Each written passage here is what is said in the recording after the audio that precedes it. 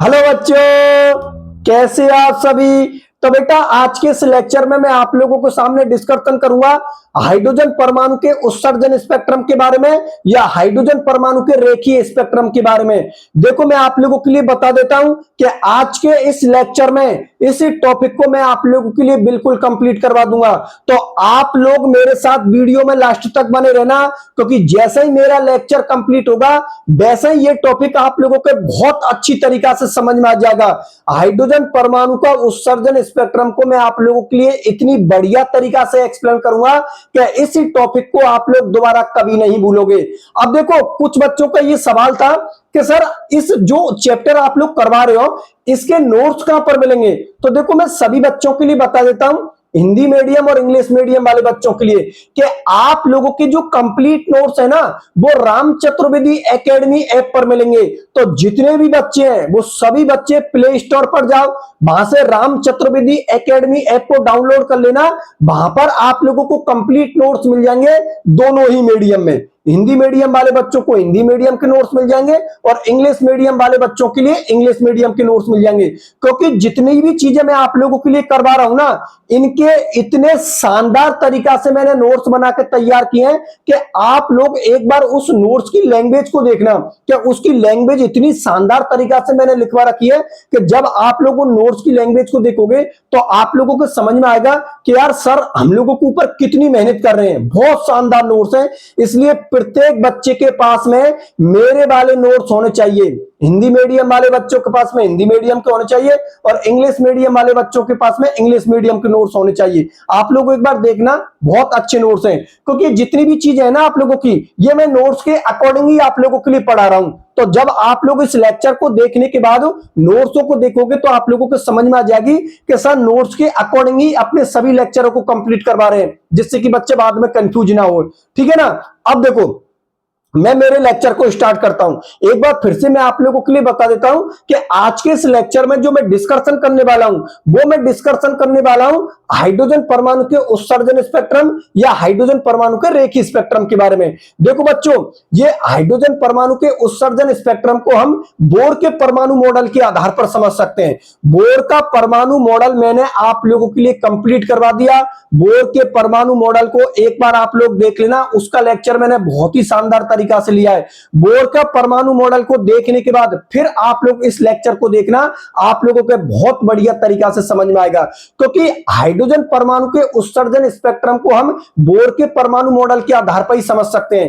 क्योंकि बोर ने जो अपना परमाणु मॉडल दिया था ना बेटा, वो एक इलेक्ट्रॉनिक सिस्टम के लिए दिया था। मतलब जिन एटम या आयनों के पास में एक इलेक्ट्रॉन प्रेजेंट होता है उन सभी की व्याख्या हम बोर के परमाणु मॉडल के आधार पर कर सकते हैं, जो आगे जाके बोर की कमी भी बनेगी। क्योंकि बोर ने जो अपना मॉडल दिया था वो केवल एक इलेक्ट्रॉनिक सिस्टम के लिए दिया था। मतलब वे परमाणु या आयन जिनमें केवल एक इलेक्ट्रॉन प्रेजेंट होता है उन्हीं को हम बोर के परमाणु मॉडल के आधार पर समझ सकते हैं, उसकी व्याख्या कर सकते हैं। उनमें हाइड्रोजन भी एक है, क्योंकि आप लोग अच्छी तरीका से जानते हो हाइड्रोजन का एटॉमिक नंबर कितना होता है, एक होता है। मतलब हाइड्रोजन का परमाणु क्रमांक एक होता है, तो हाइड्रोजन के पास में कितना इलेक्ट्रॉन प्रेजेंट होता है, एक इलेक्ट्रॉन प्रेजेंट होता है। तो एक इलेक्ट्रॉन प्रेजेंट होता है तो कॉमन सी बात है, इस हाइड्रोजन परमाणु के उत्सर्जन स्पेक्ट्रम को हम बोर के परमाणु मॉडल के आधार पर आसानी से समझ सकते हैं। अब देखो ध्यान से समझो, बोर ने अपने परमाणु मॉडल में एक बात बोली थी, और उसने क्या बात बोली थी, उसने ये बात बोली थी कि भाई जो कोई इलेक्ट्रॉन होता है ना,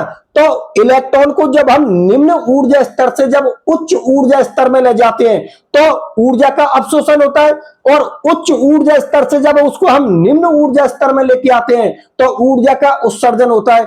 और इलेक्ट्रॉन को जो हम बाहर से जो ऊर्जा देते हैं वो किसके रूप में देते हैं, फोटोन के रूप में देते हैं। इस तरीका से अभी एक डायग्राम भी बनाऊंगा, लेकिन अभी थोड़ा बेसिक बता देता हूं उसके लिए। देखो बेटा, आप लोग अच्छी तरीका से जानते हो कि यहां पर कौन होता है, आप लोगों का इलेक्ट्रॉन होता है। ठीक है ना।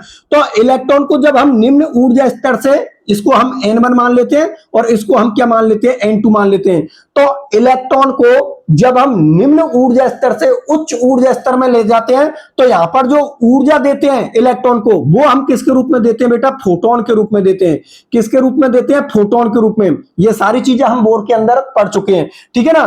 किसके रूप में देते हैं, फोटोन के रूप में। और यहां पर जो ऊर्जा का ऊर्जा का क्या होगा, अवशोषण होगा। अरे भाई कॉमन सी बात है, इलेक्ट्रॉन को जब आप लोगों ने एनर्जी दी तो इलेक्ट्रॉन ऊर्जा का अवशोषण करेगा और अवशोषण करके इलेक्ट्रॉन उत्तेजित हो जाएगा और इस निम्न ऊर्जा स्तर से किसमें चला जाएगा, उच्च ऊर्जा स्तर में। और यहां पर जो एनर्जी का मान आएगा वो किसमें आएगा, पॉजिटिव में आएगा। लेकिन आप लोग अच्छी तरीका से जानते हो कि जब इलेक्ट्रॉन निम्न से उच्च में चला जाएगा तो इलेक्ट्रॉन वापस से अपने कोष में आना चाहेगा, क्योंकि इलेक्ट्रॉन की जो स्टेबिलिटी है ना वो अपने कोष के अंदर ही प्रेजेंट रहेगी।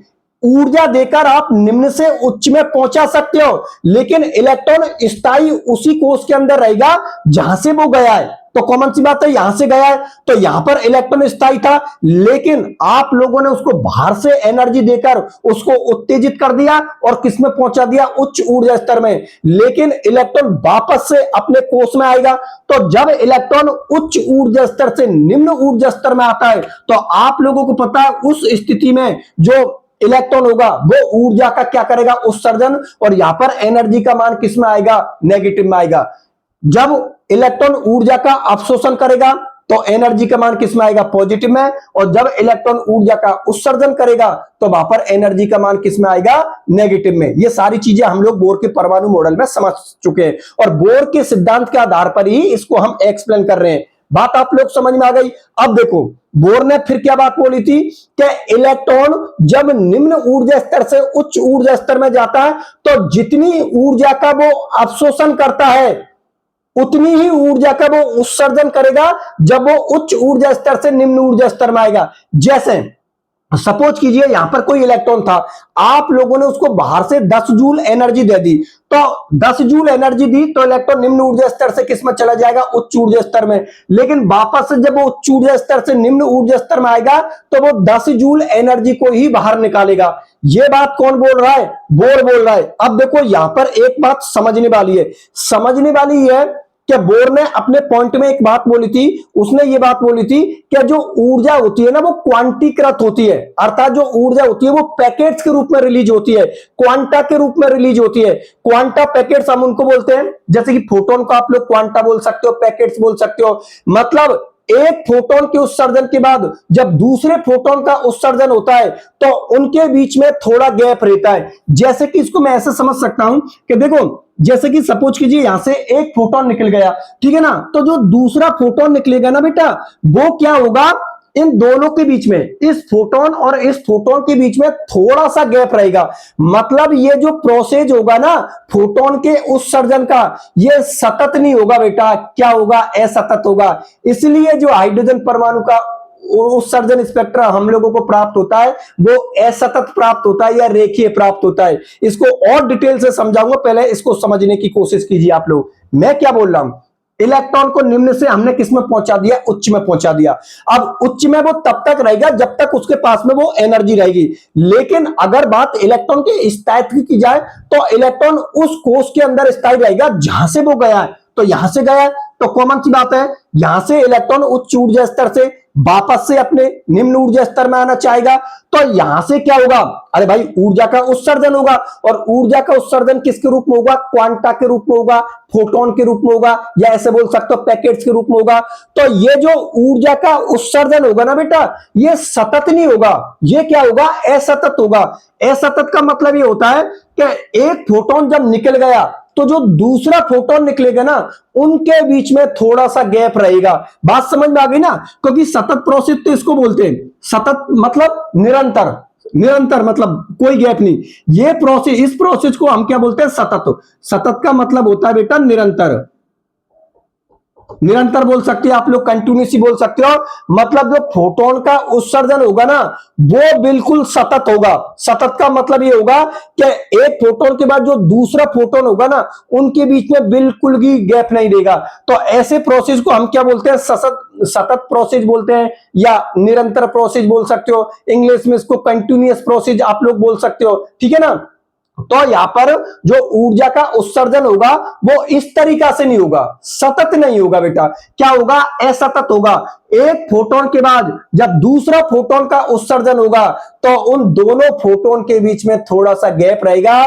इसीलिए हाइड्रोजन परमाणु का जो उत्सर्जन स्पेक्ट्रम होता है वो बेटा सतत नहीं होता, बल्कि क्या होता है, असतत होता है। क्या होता है, असतत होता है, या फिर क्या होता है, रेखीय।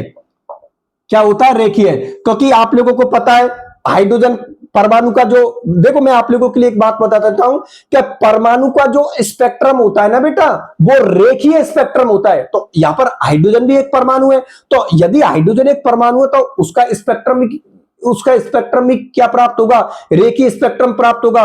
बात आप लोग समझ में आ गई ना, ये दोनों चीज आप लोगों को समझ में आ गई। एक बार फिर से बता देता हूं, मैंने आप लोगों से क्या बोला है कि हाइड्रोजन परमाणु का उत्सर्जन स्पेक्ट्रम या हाइड्रोजन परमाणु का रेखीय स्पेक्ट्रम, इसमें यह बोला है कि इलेक्ट्रॉन जब निम्न से उच्च में जाएगा और जब उच्च से वापस से निम्न में आएगा तो जो फोटोन का उत्सर्जन करेगा ना वो असतत रूप में करेगा, अर्थात पैकेट्स के रूप में करेगा। एक फोटोन के बाद जब दूसरा फोटोन निकलेगा तो दोनों के बीच में थोड़ा गैप रहेगा और इसी प्रोसेस को हम क्या बोलते हैं, असतत। बात फिर हाइड्रोजन परमाणु के रेखीय स्पेक्ट्रम की करते हैं। तो देखो यहां पर एक शब्द यूज हो रहा है, हाइड्रोजन के साथ क्या लगा हुआ है, परमाणु लगा हुआ है, अणु लगा हुआ नहीं है। हाइड्रोजन के साथ क्या लगा हुआ है, परमाणु लगा हुआ है। तो आप लोग अच्छी तरीके से जानते हो कि जो परमाणु का स्पेक्ट्रम होता है ना बेटा, वो रेखीय स्पेक्ट्रम होता है। तो कॉमन सी बात है, हाइड्रोजन का भी जो स्पेक्ट्रम प्राप्त होगा वो रेखीय स्पेक्ट्रम प्राप्त होगा। पहले तो ये बात बताओ, सभी बच्चों को ये बात समझ में आ गई। अब देखो फिर बोर क्या बोलता है, बोर ये बोलता है कि जब यहां पर फोटोन का उत्सर्जन होगा वो असतत होगा, ठीक है, और जब फोटोन का उत्सर्जन होगा तो कुछ लाइनें दिखाई देंगी, कुछ रेखाएं दिखाई देंगी, जैसे कि उन रेखाओं का जो नाम दिया था वो अलग अलग साइंटिस्टों ने अपने अपने नाम पर दिया था। जैसे कि जब वो उच्च ऊर्जा स्तर से निम्न ऊर्जा स्तर में इलेक्ट्रॉन आता है तो ऊर्जा का क्या करेगा, उत्सर्जन करेगा। तो जब वो ऊर्जा का उत्सर्जन कर रहा होता है तो वहां पर कुछ रेखाएं या कुछ लाइन दिखाई देती हैं। अब वो लाइन कौन कौन सी दिखाई देती हैं उसको मैं आप लोगों के लिए हाइड्रोजन परमाणु के परमाणु संरचना के आधार पर समझा देता हूं।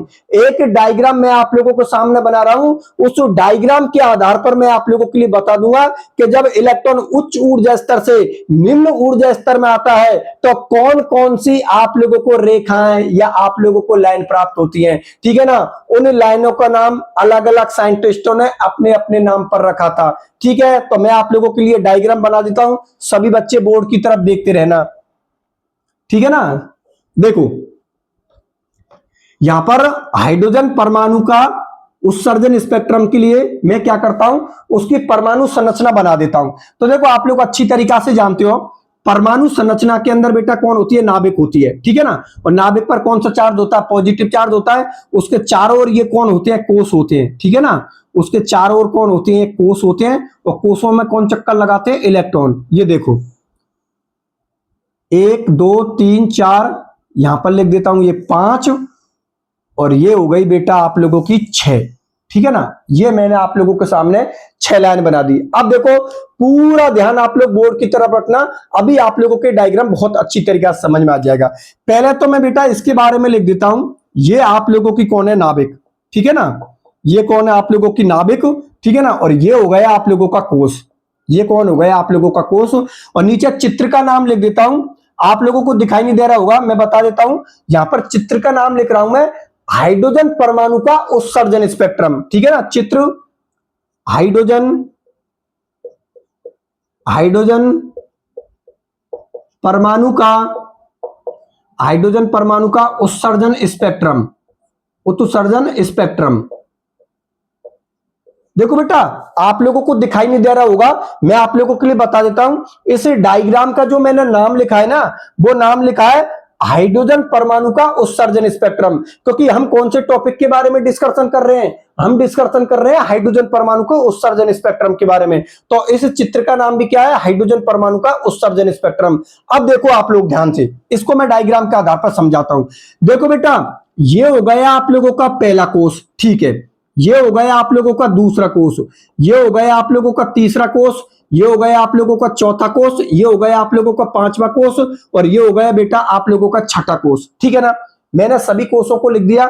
ये n बराबर 1 मतलब आप लोगों का पहला कोष हो गया, n बराबर 2 मतलब आप लोगों का दूसरा कोष हो गया, n बराबर 3 ये आप लोगों का तीसरा कोष हो गया, n बराबर 4 चौथा कोष हो गया, n बराबर 5 ये पांचवा कोष हो गया, और ये n बराबर 6 मतलब ये आप लोगों का छठा कोष हो गया। और अभी मैंने आप लोगों के लिए एक बात बताई थी बेटा, बात ये कि जब हम इलेक्ट्रॉन को निम्न ऊर्जा स्तर से उच्च ऊर्जा स्तर में पहुंचाते हैं तो ऊर्जा क्या करेगा, मतलब जो इलेक्ट्रॉन होगा वो ऊर्जा का क्या करेगा, अवशोषण करेगा और निम्न ऊर्जा स्तर से किसमें चला जाएगा, उच्च ऊर्जा स्तर में। सपोज कीजिए हमारा जो इलेक्ट्रॉन था ना वो पहले कोष के अंदर था, ठीक है ना, हमारा इलेक्ट्रॉन पहले कोष के अंदर था।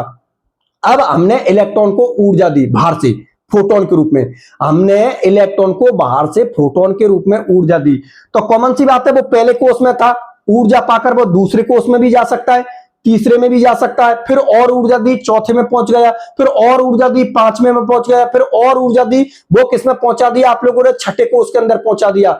लेकिन आप लोगों को पता है कि जैसे ही इलेक्ट्रॉन होगा अपनी ऊर्जा का उत्सर्जन करेगा, मतलब ऊर्जा को जब वो बाहर निकालेगा तो उसकी ऊर्जा क्या हो जाएगी, कम हो जाएगी, कम हो जाएगी, तो वो वापस से किसमें आएगा, अपने कोषों के अंदर आएगा। तो देखो आपने इलेक्ट्रॉन को पहले कोष से किसमें भेजा था, दूसरे के अंदर भेजा था, दूसरे से तीसरे में भेजा, एनर्जी दे देकर चौथे में पहुंचा दिया, पांचवें में पहुंचा दिया, छठे में पहुंचा दिया। लेकिन ये प्रोसेस हुआ वो इलेक्ट्रॉन का कौन सा हुआ, अवशोषण प्रोसेस, मतलब यहां पर इलेक्ट्रॉन ने ऊर्जा का अवशोषण किया है। लेकिन वापस से जब वो उच्च ऊर्जा स्तर से अपने निम्न ऊर्जा स्तर में आएगा तो ऊर्जा का बच्चों को क्या करेगा, उत्सर्जन करेगा, और उत्सर्जन किसके रूप में करेगा, फोटोन के रूप में, क्योंकि फोटोन के रूप में उसने ऊर्जा का अवशोषण किया है, तो कॉमन सी बात है फोटोन के रूप में वो ऊर्जा का क्या करेगा, उत्सर्जन करेगा। अब देखो ध्यान से समझ के चलना, यहां पर आप लोगों का जो इलेक्ट्रॉन आपने दूसरे में पहुंचाया तो कॉमन सी बात है जब इलेक्ट्रॉन वापस आएगा तो दूसरे से किस में आ सकता है, पहले के अंदर आ सकता है, तीसरे से पहले के अंदर आ सकता है, चौथे से पहले के अंदर आ सकता है, पांचवें से पहले के अंदर आ सकता है, और बेटा यहां पर छठे से पहले के अंदर आ सकता है। अरे भाई बिल्कुल सही बात है ना, इलेक्ट्रॉन पहले कोष में था तो आप लोगों ने दूसरे में पहुंचा दिया, तो दूसरे में पहुंचाया तो वो वापस से पहले के अंदर भी तो आ सकता है ना, मतलब पहले से जब दूसरे के अंदर गया तो अवशोषण किया था, लेकिन जब वो उत्सर्जन करेगा तो दूसरे से किसमें आएगा, पहले के अंदर आएगा, तीसरे से किसके अंदर आएगा, पहले के अंदर आएगा, चौथे से किसके आएगा, पहले के अंदर आएगा, पांचवें से किसमें आएगा, पहले के अंदर आएगा, और छठे से किसमें आएगा, पहले के अंदर। पहले के अंदर, पहले कोष के अंदर ये सभी इलेक्ट्रॉन इसलिए आ रहे हैं क्योंकि आप लोगों को पता है कि जो ऊर्जा का आप लोग, मतलब इलेक्ट्रॉन को जो आप लोगों ने ऊर्जा दी वो पहले कोष के अंदर दी थी। इलेक्ट्रॉन को हम कौन से कोष में मान के चले, पहले कोष के अंदर मान के चले, तो कॉमन सी बात है जब वो ऊर्जा का उत्सर्जन करेगा तो पहले कोष के अंदर तो आएगा, क्योंकि आप लोगों ने जो इलेक्ट्रॉन को ऊर्जा दी वो पहले कोष से दी, तो जब वो वापस आएगा तो पहले कोष के अंदर ही आएगा, तो दूसरे से पहले में आ सकता है, तीसरे से पहले में आ सकता है, चौथे से पहले में आ सकता है, पांचवें से पहले में आ सकता है, और छठे से पहले में आ सकता है। अब देखो बेटा यहां पर जो लाइनें प्राप्त हुई है या जो श्रेणी प्राप्त हुई है उसको बोलेंगे हम लाइमन श्रेणी। ये जो श्रेणी प्राप्त हुई है ना बेटा इसको हम बोलेंगे लाइमन श्रेणी। मैं यहां पर छोटे लिख देता हूं, वैसे मैं बोल रहा हूं इसमें सही तरीका दिखाई नहीं देगी, मैंने बोल दिया ये हो गई बेटा आप लोगों की लाइमन श्रेणी। लाइमन नाम के साइंटिस्ट ने अपने नाम पर इसको क्या बोल दिया, लाइमन श्रेणी। ठीक है, अब देखो अब की बार हम एक काम करते हैं भाई, पहले कोष की तो बात हो गई, सपोज कीजिए हमारा इलेक्ट्रॉन कौन से दूसरे कोष के अंदर प्रेजेंट है, तो दूसरे कोष के अंदर हम लोगों का इलेक्ट्रॉन प्रेजेंट है, इस इलेक्ट्रॉन को हम लोगों ने एनर्जी दी, वो किसमें चला गया, तीसरे कोष में चला गया, वो किसमें चला गया, चौथे कोष में चला गया, वो किसमें चला गया, पांचवें कोष में चला गया, वो किसमें चला गया, छठे कोष के अंदर चला गया। मतलब इलेक्ट्रॉन ने ऊर्जा का अवशोषण किया और उत्तेजित हुआ और दूसरे से तीसरे में गया, दूसरे से चौथे में गया, दूसरे से पांचवें गया, और दूसरे से किसमें गया, छठे के अंदर गया। लेकिन आप लोगों को पता है ये अवशोषण हुआ, प्रोसेस कौन सा हुआ, अवशोषण। लेकिन इलेक्ट्रॉन जब वापस से उच्च ऊर्जा स्तर से जब निम्न ऊर्जा स्तर में आएगा तो फोटोन के रूप में ऊर्जा को बाहर निकालेगा, और जो ऊर्जा बाहर निकलेगी वो किस, उसका जो प्रोसेस होगा वो क्या होगा, ऐसा तत्व होगा, उसका प्रोसेस ऐसा तक होगा, और जो लाइन प्राप्त होगी बेटा वो होगी लाइमन, और उसके बाद होगी बामर। ये जो दूसरे कोष के अंदर जो लाइन प्राप्त होगी वो बामर लाइन प्राप्त होगी, और ये बामर लाइन बामर नाम के साइंटिस्ट ने अपने नाम के आधार पर दी थी। तो देखिए बेटा यहां पर ये दूसरा कोष है, तो यहां से इलेक्ट्रॉन दूसरे कोष में, तीसरे से दूसरे में आ सकता है, ठीक है, चौथे से दूसरे में आ सकता है, पांचवें से दूसरे में आ सकता है, और ये छठे के अंदर, छठे से किस में आ सकता है, दूसरे के अंदर। और इस श्रेणी को बोलते हैं बेटा हम बामर श्रेणी। क्या बोलते हैं इसको? बामर श्रेणी। बामर नाम के साइंटिस्ट ने अपने नाम के आधार पर इसको कौन सी श्रेणी बोला था? बामर श्रेणी। ठीक है, चलो ठीक है। अब की बार कंडीशन हम ये लेते हैं, भाई इलेक्ट्रॉन को पहले से उत्तेजित करवा दिया हम लोगों ने, दूसरे से उत्तेजित करवा दिया। अब की बार हम ये मान के चलते हैं क्या जो हम लोगों का इलेक्ट्रॉन है वो किसमें? तीसरे कोष के अंदर। मतलब इलेक्ट्रॉन हम लोगों का किसमें? तीसरे कोष के अंदर। हमने इलेक्ट्रॉन को ऊर्जा दी, वो चौथे के अंदर जा सकता है, पांचवें के अंदर जा सकता है, छठे के अंदर जा सकता है। और जब वो वापस से आएगा तो देखो बेटा, ये वापस से आएगा तो चौथे से तीसरे में आ जाएगा, ठीक है ना, पांचवें से किस में आ जाएगा? तीसरे में आ जाएगा, और छठे से किस में आ जाएगा? तीसरे के अंदर आ जाएगा। तो ये जो श्रेणी प्राप्त होगी, ये लाइमन, बामर, और ये जो श्रेणी प्राप्त होगी वो होगी बेटा पाश्चियन श्रेणी। इसका नाम है पाश्चियन श्रेणी। ये पाश्चियन नाम का साइंटिस्ट था, उसने अपने नाम के आधार पर इस श्रेणी का नाम दिया था। वो कौन सी श्रेणी है आप लोगों की? ये हो गई आप लोगों की पाश्चियन श्रेणी। चौथे से तीसरे में, पांचवें से तीसरे में, और छठे से किस में आ जाएगा? तीसरे के अंदर। क्योंकि इलेक्ट्रॉन को जो आप लोगों ने ऊर्जा दी है वो कौन से कोष से दी है? तीसरे कोष से दी है। तो कॉमन सी बात है, जब वो ऊर्जा का उत्सर्जन करेगा तो वो तीसरे कोष, अपने कोष के अंदर ही आएगा। बात मेरी आप लोगों को समझ में आ रही है ना? चलो ठीक है। अब की बार हम काम करते हैं, इलेक्ट्रॉन के लिए पहले कोष के अंदर देख लिया, दूसरे कोष में उत्तेजित करवा के देख लिया, तीसरे से उत्तेजित करवा के देख लिया। अब की बार हम एक काम करते हैं, क्या जो इलेक्ट्रॉन है ना हमारा, वो चौथे कोष के अंदर है, ठीक है ना। इलेक्ट्रॉन हमारा कौन सा? चौथे कोष के अंदर। हमने इलेक्ट्रॉन को ऊर्जा दी, ठीक है ना, चौथे कोष में। इलेक्ट्रॉन कहां पर है? चौथे कोष में। और चौथे कोष से हमने इलेक्ट्रॉन को ऊर्जा दी, वो चौथे से किस में जाएगा? पांचवें में। चौथे से किस में जाएगा? छठे में। तो ये तो ऊर्जा का अवशोषण हुआ। लेकिन जो वो वापस से अपने उच्च ऊर्जा स्तर से अपने कोष, चौथे कोष के अंदर आएगा, तो वो ऊर्जा का क्या करेगा? उत्सर्जन करेगा। उत्सर्जन किसके रूप में करेगा? फोटोन के रूप में। और ये जो प्रोसेस होगा वो क्या होगा? ऐसा था। तो जब वो फोटोन के रूप में ऊर्जा का उत्सर्जन कर रहा होगा तो वहां पर एक लाइन प्राप्त होगी, और उस लाइन को हम क्या बोलेंगे? जैसे इसको लाइमन बोला, इसको बामर बोला, इसको पाश्चियन बोला। यहां पर जो श्रेणी प्राप्त होगी वो होगी बेटा ब्रैकेट श्रेणी। यहां पर आपका इलेक्ट्रॉन पांचवें से किस में आ गया बेटा? आप लोगों का पांचवें से किस में आ गया? ये आप लोगों का चौथे में आ गया, और छठे से आप लोगों का किस में आ गया? चौथे में। और ये हो गया आप लोगों का लाइमन, बामर, पाश्चियन। ये श्रेणी बेटा जो प्राप्त होगी वो होगी ब्रैकेट श्रेणी। इस श्रेणी को हम कौन सी श्रेणी बोलेंगे? ब्रैकेट श्रेणी। बात आप लोगों को समझ में आ गई? चलो ठीक है।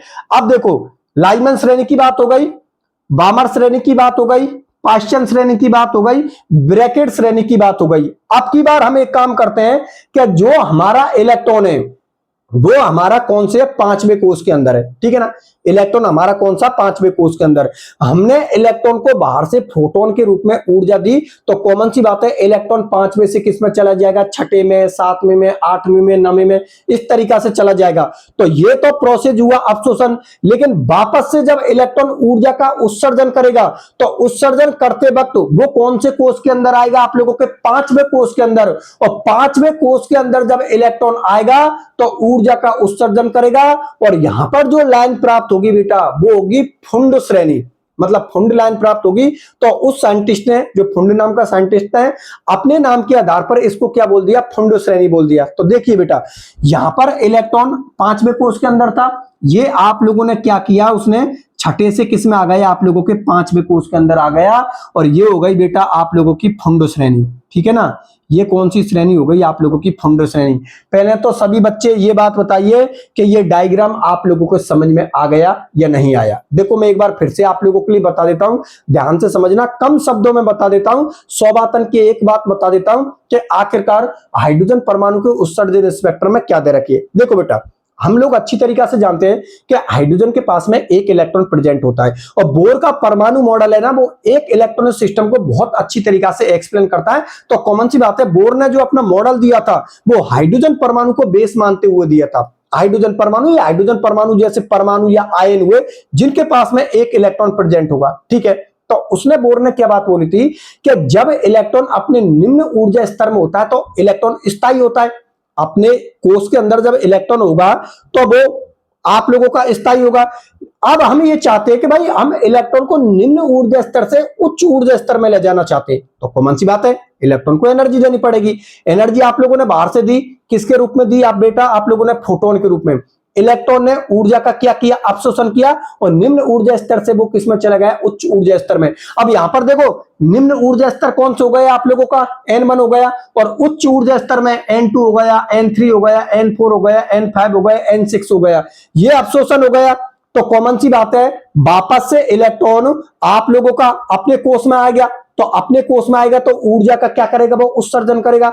उत्सर्जन किसके रूप में करेगा, फोटोन के रूप में। और ये फोटोन का जो उत्सर्जन होगा ना बेटा, ये असतत होगा। असतत का मतलब एक फोटोन के निकलने के बाद जो दूसरा फोटोन निकलेगा उन दोनों के बीच में थोड़ा सा गैप रहेगा, ठीक है ना, थोड़ा सा गैप रहेगा, तो प्रोसेस क्या हो गया, असतत हो गया।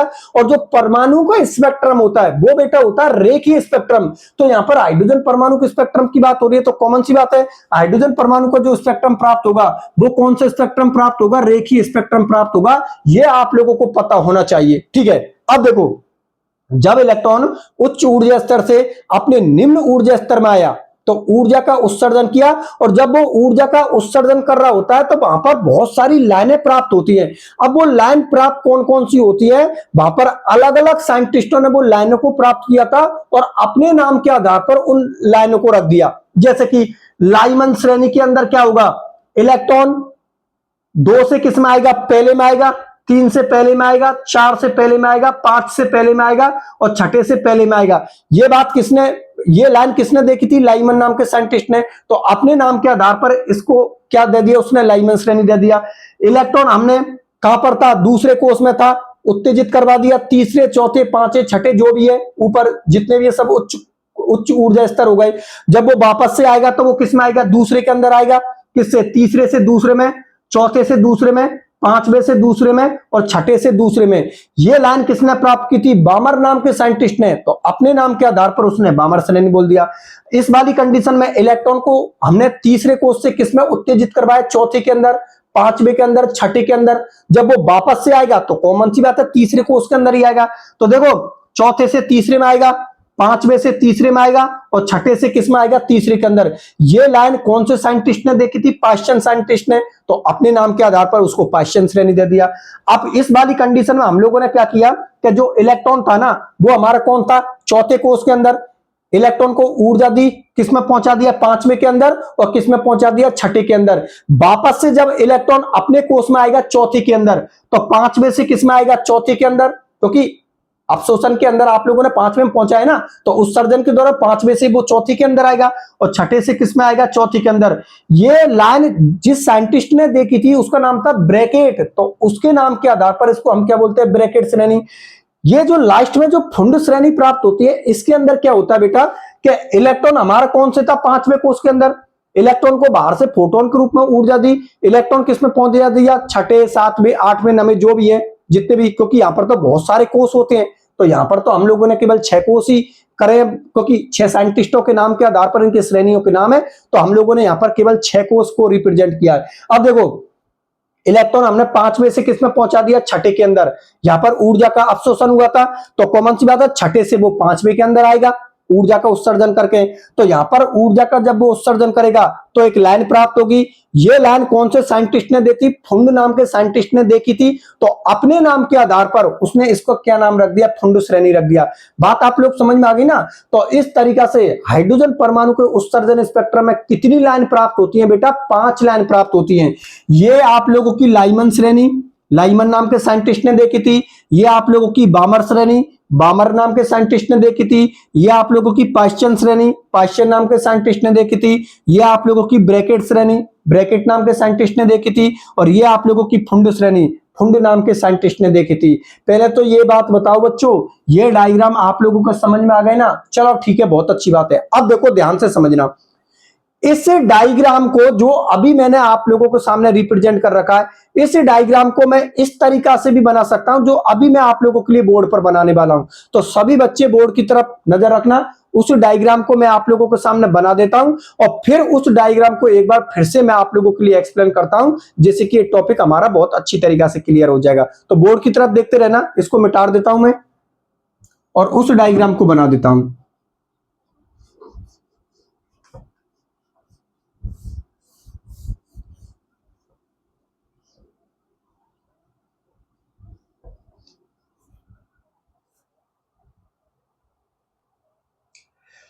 तो देखो वो बेटा बोर्ड की तरफ इसका डायग्राम मैं आप लोगों के लिए बना रहा हूं। इधर देखिए सभी बच्चे बोर्ड की तरफ देखते रहना, मैं यहां पर कुछ लाइनें बना रहा हूं आप लोगों के लिए। तो देखिए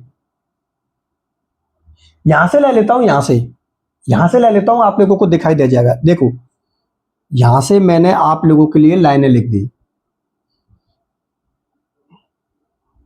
इसके बीच में ज्यादा गैप कर देना, फिर गैप को आप लोग कम करते चलना। कम कैसे होगा इसको मैं अभी आप लोगों के लिए एक्सप्लेन करूंगा।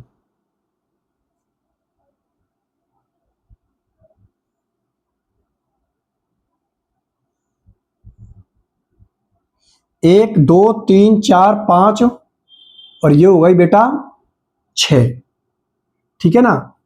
एक और बना देता हूं। देखो ये लाइन मैंने आप लोगों के लिए बना दी। अब इस डायग्राम को मैं आप लोगों के लिए समझाऊंगा, बोर्ड की तरफ देखते रहना। इसको बेटा मैंने n बराबर 1 मान लिया, मतलब पहला कोस हो गया। इसको n बराबर 2 मान लिया, इसको n बराबर 3 मान लिया, इसको n बराबर 4 मान लिया, इसको n बराबर 5 मान लिया, इसको n बराबर 6 मान लिया। तो बहुत सारे हो सकते हैं, तो इसको मैंने n बराबर अनंत कर दिया। अनंत का मतलब बहुत सारी लाइनें प्राप्त हो सकती हैं। देखो अभी जो मैंने आप लोगों के लिए एक डायग्राम बनाया ना, उसी डायग्राम में ये जो डायग्राम था ना वो मैंने एक परमाणु के अंदर आप लोगों को समझाया है, ठीक है ना। उसी डायग्राम को हम इस तरीका से भी बना सकते हैं, ठीक है ना। अभी सभी बच्चों का अच्छी तरीका से समझ में आ जाएगा। पहले मैं लिख देता हूं बेटा, ये हो गया आप लोगों का n बराबर 1, ये हो गया आप लोगों का n बराबर 2, ये तीसरा कोस है तो n बराबर 3, ये चौथा कोस है तो n बराबर 4, ये पांचवा कोस है तो n बराबर 5, ये छठा कोस है तो n बराबर 6, और यहां पर n बराबर अनंत, मतलब बहुत सारे कोस हो सकते हैं। तो मैंने n बराबर क्या कर दिया, अनंत कर दिया। अब देखो ध्यान से समझना, हमारा इलेक्ट्रॉन बेटा पहले कोष के अंदर था। अभी आप लोगों के लिए डायग्राम में मैंने समझाया था कि हमारा इलेक्ट्रॉन यहां पर पहले कोष के अंदर है, ठीक है ना। हमने उस कोष के अंदर जो इलेक्ट्रॉन है ना उसको फोटोन के रूप में बाहर से उसको एनर्जी दी। तो एनर्जी दी हमने कौन से, पहले कोष से। तो इलेक्ट्रॉन किस में गया, दूसरे कोष में, और एनर्जी थी किस में चले गए, तीसरे में, चौथे में, पांचवें में, छठे में, सातवें, आठवें। इस तरीका से इलेक्ट्रॉन को ऊर्जा देकर हम लोग पहुंचा सकते हैं। तो ये तो इलेक्ट्रॉन ने ऊर्जा का अवशोषण किया, इलेक्ट्रॉन उत्तेजित हुआ और निम्न ऊर्जा स्तर से किसमें जाता जा रहा है, वो उच्च ऊर्जा स्तर में। लेकिन आप लोगों को पता है कि इलेक्ट्रॉन स्टेबल कहां पर रहेगा, अपने कोष के अंदर। तो अपना कोष कौन था, पहला कोष, क्योंकि यहीं से तो आपने उसको एनर्जी दी थी ना। तो इलेक्ट्रॉन यहीं पर आप लोगों का स्टेबल होगा। तो इलेक्ट्रॉन क्या करेगा, उच्च ऊर्जा स्तर से वापस से किस में आएगा, निम्न ऊर्जा स्तर में आएगा। तो जब इलेक्ट्रॉन उच्च ऊर्जा स्तर से निम्न ऊर्जा स्तर में आएगा तो फोटोन के रूप में ऊर्जा का उत्सर्जन करेगा, और जब वो फोटोन के रूप में ऊर्जा का उत्सर्जन करेगा तो कुछ लाइनें प्राप्त होंगी जो मैंने अभी आप लोगों के लिए बताई हैं। उन्हीं लाइनों को अलग अलग साइंटिस्टों ने उनकी खोज की थी और अपने नाम के आधार पर उन लाइनों के नाम रख दिए। जैसे कि लाइमन श्रेणी, लाइमन नाम के साइंटिस्ट ने देखी थी परमाणु के अंदर, तो उसको उसने लाइमन श्रेणी बोल दिया।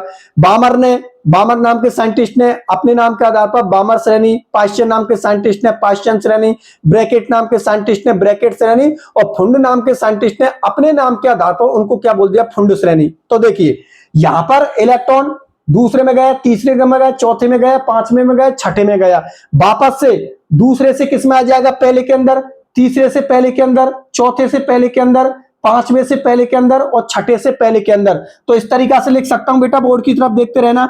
देखो दूसरे से पहले के अंदर, तीसरे से पहले के अंदर, चौथे से पहले के अंदर, पांचवें से पहले के अंदर और बेटा छठे से पहले के अंदर। और इस श्रेणी को हमने कौन सी श्रेणी बोला है, लाइमन श्रेणी। अभी डायग्राम के आधार पर आप लोगों के लिए समझाया, दोनों डायग्राम का मतलब एक ही है, ठीक है ना। आप लोग कंफ्यूज ना हो, इसलिए मैंने वो परमाणु संरचना वाली डायग्राम बनाया था आप लोगों के लिए। इसमें आप लोग कंफ्यूज हो जाते, इसलिए मैंने हाइड्रोजन परमाणु का जो परमाणु संरचना है वो बनाई थी, और परमाणु संरचना के अंदर मैंने आप लोगों के लिए वो डायग्राम बनाया था।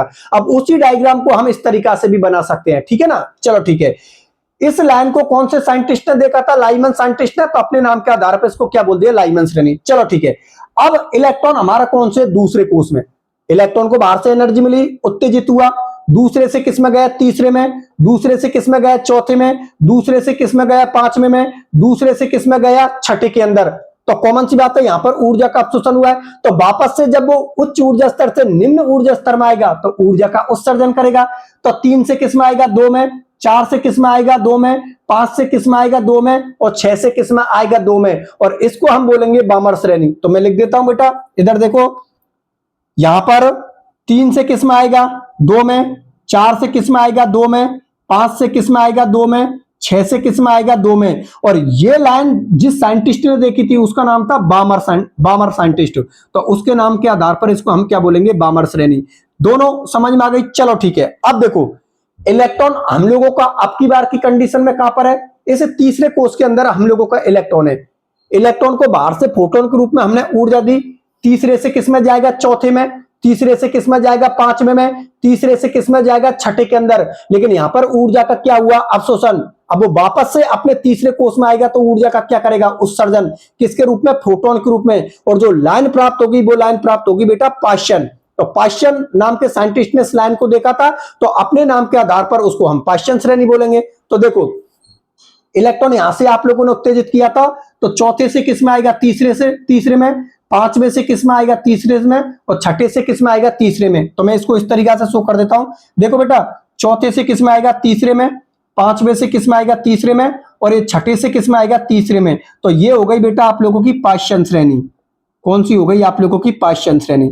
चलो ठीक है, अब की बार इलेक्ट्रॉन हम लोगों के कौन से, चौथे कोष में। इलेक्ट्रॉन को बाहर से ऊर्जा दी फोटोन के रूप में, किस में चला गया पांचवें के अंदर, किस में चला गया छठे के अंदर। तो ऊर्जा का अवशोषण हुआ, वापस से अपने कोष में आएगा, तो पांचवें से किस में आएगा चौथे में, और पांचवें से छठे से किस में आएगा चौथे में। तो इस तरीका से देखो, ये पांचवें से किस में आ गया, वो पांचवें से किस में आ गया चौथे में, और ये छठे से किस में आ जाएगा चौथे में। ये लाइन कौन से नाम के साइंटिस्ट ने देखी थी, ब्रैकेट नाम के साइंटिस्ट ने। तो अपने नाम के आधार पर इसको ब्रैकेट श्रेणी बोल दिया उसने। तो ये हो गई बेटा आप लोगों की ब्रैकेट श्रेणी।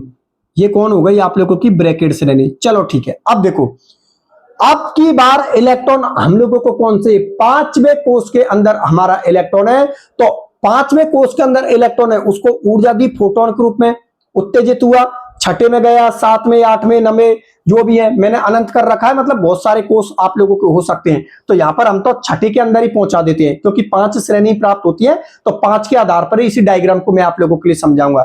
यहां पर 5 से किस में गया, छठे में अवशोषण हुआ, वापस से किस में आएगा, छठे से पांचवें में आएगा, क्योंकि ऊर्जा का उत्सर्जन भी तो करेगा ना वो। तो देखो ये बेटा छठे से किस में आ गया, पांचवें के अंदर, और छठे से पांचवें के अंदर आ गया। ये लाइन फुंडू नाम के साइंटिस्ट ने देखी थी, तो अपने नाम के आधार पर उसने इसको क्या बोल दिया, फुंडू श्रेणी। बात आप लोगों को समझ में आ गई। चलो ठीक है, ये सारी श्रेणी तो आप लोगों को समझ में आ गई, क्योंकि एक उस वाले डायग्राम में बता दिया था, एक इस वाले डायग्राम में बता दिया था। अब देखो आप लोगों को पता है कि बोर के जो परमाणु मॉडल में हमने कुछ पॉइंट देखे थे, तो उसके अंदर हम लोगों ने क्या बोला था कि जो पहला कोष होता है ना, उसकी एनर्जी को हम किससे शो करते हैं, E1 से। जो दूसरा कोष होता है उसकी एनर्जी को किससे करते हैं, E2 से। जो तीसरा कोष होता है उसकी एनर्जी को हम किससे करते हैं, E3 से। चौथे की को E4 से, पांचवें की को E5 से, छठे की को E6 से। तो मैं यहां पर लिख देता हूं, यहां पर क्या लिख दिया, E1, पहले कोष की एनर्जी को E1, दूसरे कोष की एनर्जी को E2, तीसरे कोष की एनर्जी को E3, चौथे कोष की एनर्जी को E4, पांचवें कोष की एनर्जी को E5, छठे कोष की एनर्जी को E6, और आगे के जो कोष है उसके E अनंत कर दिया मैंने आप लोगों के लिए, ठीक है ना, क्योंकि बहुत सारे कोष हो सकते हैं, तो E अनंत कर दिया। अब देखो हम 6 तक डिस्कशन करते हैं। एक बात देखिए इस डायग्राम के अंदर, गौर से देखिए आप इस डायग्राम को। इस डायग्राम को बेटा जब आप लोग गौर से देखोगे, तो जो पहला कोष और जो दूसरा कोष था ना, वहां पर एनर्जी डिफरेंस ज्यादा है। देखो यहां पर एनर्जी डिफरेंस क्या है, ज्यादा। और जैसे जैसे कोषों का मान बढ़ता जाएगा बेटा, ये एनर्जी डिफरेंस आप लोगों को कम होता जाएगा। सबसे ज्यादा एनर्जी डिफरेंस कहां पर है, यहां पर। उससे कम कहां पर है, यहां पर। उससे कम कहां पर है, यहां पर। उससे कम यहां पर, और उससे कम यहां पर।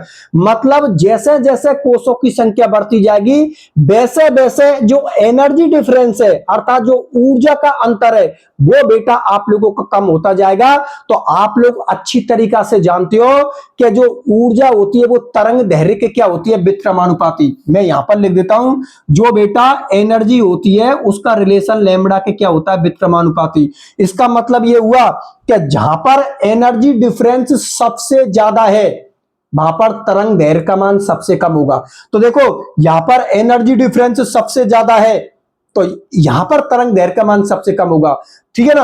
और फिर जैसे जैसे एनर्जी डिफरेंस कम होता जाएगा दोनों कोषों के बीच में, जैसे जैसे एनर्जी डिफरेंस इन कोषों के बीच में कम होता जाएगा वैसे वैसे बेटा आप लोगों के लैम्बडा का मान अर्थात तरंग दैर्घ्य का मान बढ़ता जाएगा, क्योंकि हम जानते हैं कि जो ऊर्जा का रिलेशन तरंग दैर्घ्य के क्या होगा, व्युत्क्रमानुपाती। अब आपका सवाल ये होता है मेरे से कि ठीक है सर ये डायग्राम और ये रिलेशन तो हमारे समझ में आ गया, लेकिन सवाल सर आपसे हमारा ये है क्या इन कोषों के अंदर जो एनर्जी डिफरेंस है ये आप कौन से कॉन्सेप्ट से कम कर रहे हो ज्यादा कर रहे हो? क्या आपने तो बोल दी सर, हमने मान ली कि भाई इसमें एनर्जी डिफरेंस ज्यादा है फिर कम फिर कम फिर कम फिर कम, ये आप किस बेस पे बोल रहे हो? भाई कोई एक आधार तो होना चाहिए, किस बेस पर आप इस बात को बोल रहे हो कि यहां पर सबसे ज्यादा फिर कम फिर कम फिर कम फिर कम और फिर सबसे कम मतलब कम होती जाएगी, इस बात को आप लोग किस बेस पर बोल रहे हो? तो बेटा मैं आप लोगों के लिए बता देता हूं, बोर ने ऊर्जा को ज्ञात करने के लिए एक फॉर्मूला दिया था, फॉर्मूला दिया था बेटा E बराबर -13.6 गुना Z square upon n square, और इसकी यूनिट को किसमें दिया था, ईबी में। ध्यान से समझना बेटा, मैं फिर बता देता हूं, एनर्जी को ज्ञात करने के लिए बोर नाम के साइंटिस्ट ने एक फॉर्मूला दिया था E बराबर -13.6 गुना Z square upon n square ईबी, ये वाला फॉर्मूला दिया था। अब देखो आप लोगों को पता है बात हाइड्रोजन एटम की हो रही है तो जेड परमाणु क्रमांक को शो कर रहा है, तो हाइड्रोजन एटम का परमाणु क्रमांक 1 होता है तो ये 1 का स्क्वायर हो जाएगा, 1 का यहां पर कोई मतलब नहीं रहेगा, ठीक है ना। और ये पहले कोष के लिए निकालोगे आप लोग तो फॉर्मूले के अंदर आप लोग वैल्यू रख के देख लेना, E1 का मान बेटा निकलेगा वो निकलेगा -13.6 ईबी। अरे बिल्कुल सही बात है ना। अरे भाई यहां पर 1 का स्क्वायर हो जाएगा और यहां पर भी 1 का स्क्वायर हो जाएगा, क्योंकि मैं पहले कोष की बात कर रहा हूं, तो आप लोगों का क्या आएगा -13.6 ईबी। जब बेटा आप लोग दूसरे कोष के अंदर, मतलब यहां पर तो 1 ही रहेगा तो 1 का तो कोई मतलब नहीं होगा, यहां पर दूसरे कोष के अंदर आप लोगों का कितना आ जाएगा, 2 आ जाएगा, और 2 का स्क्वायर कितना हो जाएगा, 4 हो जाएगा। 4 का भाग आप लोग इसमें लगाओगे तो आप लोगों का जो E2 का मान आएगा वो आएगा बेटा -3.4 ईबी, ठीक है ना। चौथे के अंदर आएगा -1.51 ईबी। पांचवें ये हो गया E1, ये हो गया आप लोगों का E2 और ये हो गया आप लोगों का E3, ठीक है ना। और चौथे के अंदर आएगा बेटा आप लोगों के 0.85, ठीक है ना। पांचवें के अंदर आएगा आप लोगों के 0.54। एक बार इसको आप लोग चेक करके देख लेना। देखो मैं आप लोगों के लिए बता देता हूं, आप लोग इस तरीका से देख लेना कि जेड का मान तो 1 चल रहा है क्योंकि बात हाइड्रोजन एटम की हो रही है, यहां पर आप लोग 1 रख लेना, फिर पहले कोष की निकल जाएगी आपकी एनर्जी। 2 रख लेना तो 2 का स्क्वायर कितना हो जाएगा, 4 हो जाएगा, 4 का भाग लगा देना।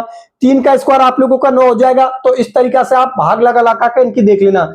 ये E1 की मैंने निकाली है -13.6 ईबी, आप लोग चेक करके और देख लेना एक बार। E2 की -3.4 ईबी और E3 की -1.51 ईबी, और जो चौथे की शायद 0.85, पांचवे की 0.54। आप लोग एक बार इसको चेक करके देख लेना, ठीक है ना। मैं पहले आप लोगों के लिए कॉन्सेप्ट बता देता हूं। कॉन्सेप्ट ये हुआ बेटा, ध्यान से समझना, क्या पहला कोष और जो दूसरा कोष, या ऐसे बोल सकता हूं पहला एनर्जी लेवल और जो दूसरा एनर्जी लेवल होगा उसके अंदर जो डिफरेंस है वो बेटा सबसे ज्यादा है। वो इसलिए सबसे ज्यादा है क्योंकि यहां पर आप लोग E2 में से किसको घटाओगे, E1 को, क्योंकि दोनों का डिफरेंस देख रहे हैं ना। तो ज्यादा वैल्यू कौन सी है आप लोगों की, अरे भाई ज्यादा वैल्यू कौन है, जो कम नेगेटिव में, तो ज्यादा कौन सी है, -3.4 ईबी। और कम वैल्यू कौन सी है, अरे भाई जितनी ज्यादा वैल्यू नेगेटिव में जाती जाती है उतनी कम होती जाती है, और जितनी ज्यादा वैल्यू पॉजिटिव में होती है उतनी बढ़ती जाती है। तो ज्यादा नेगेटिव में वैल्यू कौन सी है, -13.6, तो कॉमन सी बात है ये वैल्यू कम हुई। नेगेटिव में जितनी संख्या जाएगी उतनी कम वैल्यू होती है, ठीक है ना। तो ये वैल्यू आप लोगों की क्या है, कम, और ये वैल्यू कम नेगेटिव में, मतलब इसकी तुलना में ये ज्यादा है। तो ज्यादा में से आप लोग कम को घटा दीजिए, ठीक है ना। -3.4 में से -13.6 को जब आप लोग घटाओगे तो लगभग आप लोगों का इतना आएगा, डेल्टा ई का मान, तो डेल्टा ई डिफरेंस को शो कर रहा है 10.2, ठीक है ना। कितना आएगा, 10.2, 10.2। तो यहां पर एनर्जी डिफरेंस आप लोगों का सबसे ज्यादा है। फिर आप लोग इसमें से इसको घटाओगे, भाई इस E3 में से आप लोग E2 को घटाओगे तो कॉमन सी बात है, एनर्जी डिफरेंस आप लोगों का कम हो जाएगा, ठीक है ना। फिर E4 में से E3 को घटाओगे तो एनर्जी डिफरेंस और भी कम हो जाएगा। E5 में से E4 को घटाओगे तो एनर्जी डिफरेंस और कम हो जाएगा। E6 में से E5 को घटाओगे तो एनर्जी डिफरेंस और भी कम हो जाएगा। मतलब जैसे जैसे आप लोगों का कोस का नंबर बढ़ा है 1 2 3 4 5 6 7, ठीक है ना, उसके बाद जो एनर्जी डिफरेंस है आप लोगों का, वो एनर्जी डिफरेंस आप लोगों का कम होता जाएगा। किसके आधार पर? इस फॉर्मूले के आधार पर बेटा। यहां पर रख के देख लेना, एन का मान 1 रख लेना, 2 रख लेना, और फिर आप लोग वैल्यू को निकाल लेना। फिर ज्यादा में से आप लोग कम को घटा देना। E2 में से E1 को घटा देना, E3 से E2 को घटा देना, E4 में से E3 को घटा देना, E5 में से E4 को घटा देना, E6 में से E5 को घटा देना, ठीक है ना। तो ये एनर्जी डिफरेंस है, ऑटोमेटिक आप लोगों को कम होता जाएगा। यहां पर कितना होगा? लगभग 10.2। फिर उसके बाद वैल्यू आप लोगों की कम होती जाएगी, अर्थात जो एनर्जी डिफरेंस है, अर्थात जो ये ई का मान है, ये ई का मान बेटा आप लोगों को कम होता जाएगा। इसीलिए मैं बोल रहा हूं कि पहले कोर्स और दूसरे कोर्स में सबसे ज्यादा एनर्जी डिफरेंस होता है, उसके बाद ये एनर्जी डिफरेंस कम होता जाता है। किस फॉर्मूले के आधार पर और किस कॉन्सेप्ट के आधार पर? इस फॉर्मूले और इस कॉन्सेप्ट के आधार पर। बात समझ में आ गई ना। तो बुकों के अंदर या जो भी आप लोगों की जितनी भी किताबें जो आप लोगों की चल रही है, उसके अंदर आप लोगों ने देखा होगा ना कि ये एनर्जी डिफरेंस कम होता, ये एनर्जी डिफरेंस नीचे से ऊपर जा रहे हैं तो एनर्जी डिफरेंस कम होता जा रहा है। तो ये कम कैसे हो रहा है बेटा? इस कॉन्सेप्ट के आधार पर ये कम हो रहा है। बात आप लोग समझ में आ गई ना। और ई का रिलेशन लैम्बडा के क्या होगा? व्युत्क्रमानुपाती। यहां पर ई का मान ज्यादा है तो लैम्बडा का मान कम होगा। जैसे जैसे ई का मान कम होता जाएगा वैसे वैसे लैम्बडा का मान बढ़ता जाएगा। बात समझ में आ गई? चलो ठीक है। और इसमें कोई दिक्कत ही नहीं है। प्रत्येक बच्चा इनको याद रख लेना। ये लाइमन श्रेणी है, ये बामर श्रेणी है, ये पाश्चियन श्रेणी है, ये ब्रैकेट श्रेणी है, और ये बेटा आप लोगों की फ्रुंड श्रेणी है। अब देखो, इन श्रेणियों को मैं आप लोगों के लिए एक टेबल के आधार पर और समझा देता हूं। एक टेबल बना रहा हूं और उस टेबल के आधार पर ये श्रेणियों को मैं व्यवस्थित कर देता हूं, ठीक है ना, जिससे कि न्यूमेरिकल करेंगे तो वहां पर करने में हम लोगों को आसानी रहेगी। चलो ठीक है। अब देखो, ये आप लोगों की सारी क्लियर हो गई। एक चीज बताना और भूल गया मैं, एक चीज और बता देता हूं आप लोगों के लिए। ये बेटा n बराबर 1 है और ये आप लोगों का n बराबर 2 है। ध्यान से समझना, यहां पर n बराबर 1 है आप लोगों का और n बराबर यहां पर आप लोगों का 2 है। तो एक बात बताइए, ये आप लोगों का n बराबर 1 है, ये क्या होगा? ये आप लोगों का निम्न ऊर्जा स्तर। अरे भाई, ये कौन होगा? ये आप लोगों का निम्न ऊर्जा स्तर, या फिर आप लोग इसको अंतिम कोष बोल सकते हो। बिल्कुल सही बात है। अरे भाई, इसी के अंदर तो आ रही है सारी लाइनें, जैसे कि ऊपर से किस में आ रही है? इसमें आ रही है। सारी लाइन आप लोगों की नीचे वाली में आ रही है, तो नीचे वाली को आप लोग क्या बोलोगे? निम्न ऊर्जा स्तर। क्योंकि यहां पर E1 का मान कितना? 1 है। यदि E1 का मान 1 है तो एक संख्या 2 की तुलना में कम होती है, तो वो E1 है या N1 है, वो निम्न ऊर्जा स्तर। या N1 के रेस्पेक्ट में बोलोगे तो क्या होगा? अंतिम कोष। और ये जो ऊपर के जितने भी कोष हैं आप लोगों के, ये हो गए बेटा उच्च ऊर्जा स्तर, ठीक है ना। या क्या हो गए आप लोगों के? प्रारंभिक कोष। क्योंकि इलेक्ट्रॉन जहां से आता है उसको हम बोलेंगे प्रारंभिक, और जिसमें जाता है वो हो गया आप लोगों का अंतिम कोष, ठीक है ना। ये उच्च ऊर्जा स्तर हो गए और ये आप लोगों के उच्च ऊर्जा स्तर हो गए, और ये E1 आप लोगों का निम्न ऊर्जा स्तर हो गया। अगर E2 के रेस्पेक्ट में ऊपर वालों को देखोगे तो E2 निम्न ऊर्जा स्तर हो गया, E3 E4 E5 E6 ये आप लोगों के उच्च ऊर्जा स्तर हो गए। E3 के रेस्पेक्ट में देखोगे तो E3 आप लोगों का निम्न ऊर्जा स्तर हो गया, E4 E5 E6 आप लोगों का उच्च ऊर्जा स्तर हो गए। E4 के रेस्पेक्ट में देखोगे तो E4 निम्न ऊर्जा स्तर हो गया, E5 E6 आप लोगों के क्या हुए? उच्च ऊर्जा स्तर, ठीक है ना। मतलब जिसके अंदर इलेक्ट्रॉन आता है ऊपर से, वो तो हो गए आपका निम्न ऊर्जा स्तर या अंतिम कोष, और जहां से इलेक्ट्रॉन आ रहा है वो हो गए उच्च ऊर्जा स्तर या प्रारंभिक कोष। प्रारंभिक कोष का मतलब जहां से इलेक्ट्रॉन नीचे की तरफ टपक रहा है या जहां से इलेक्ट्रॉन नीचे की तरफ आ रहा है। तो सपोज कीजिए यहां से इलेक्ट्रॉन टपक रहा है, छठे कोष से इलेक्ट्रॉन टपक रहा है पहले कोष के अंदर, तो जो छठा कोष है वो प्रारंभिक कोष हो गया, क्योंकि यहीं से तो इलेक्ट्रॉन आ रहा है।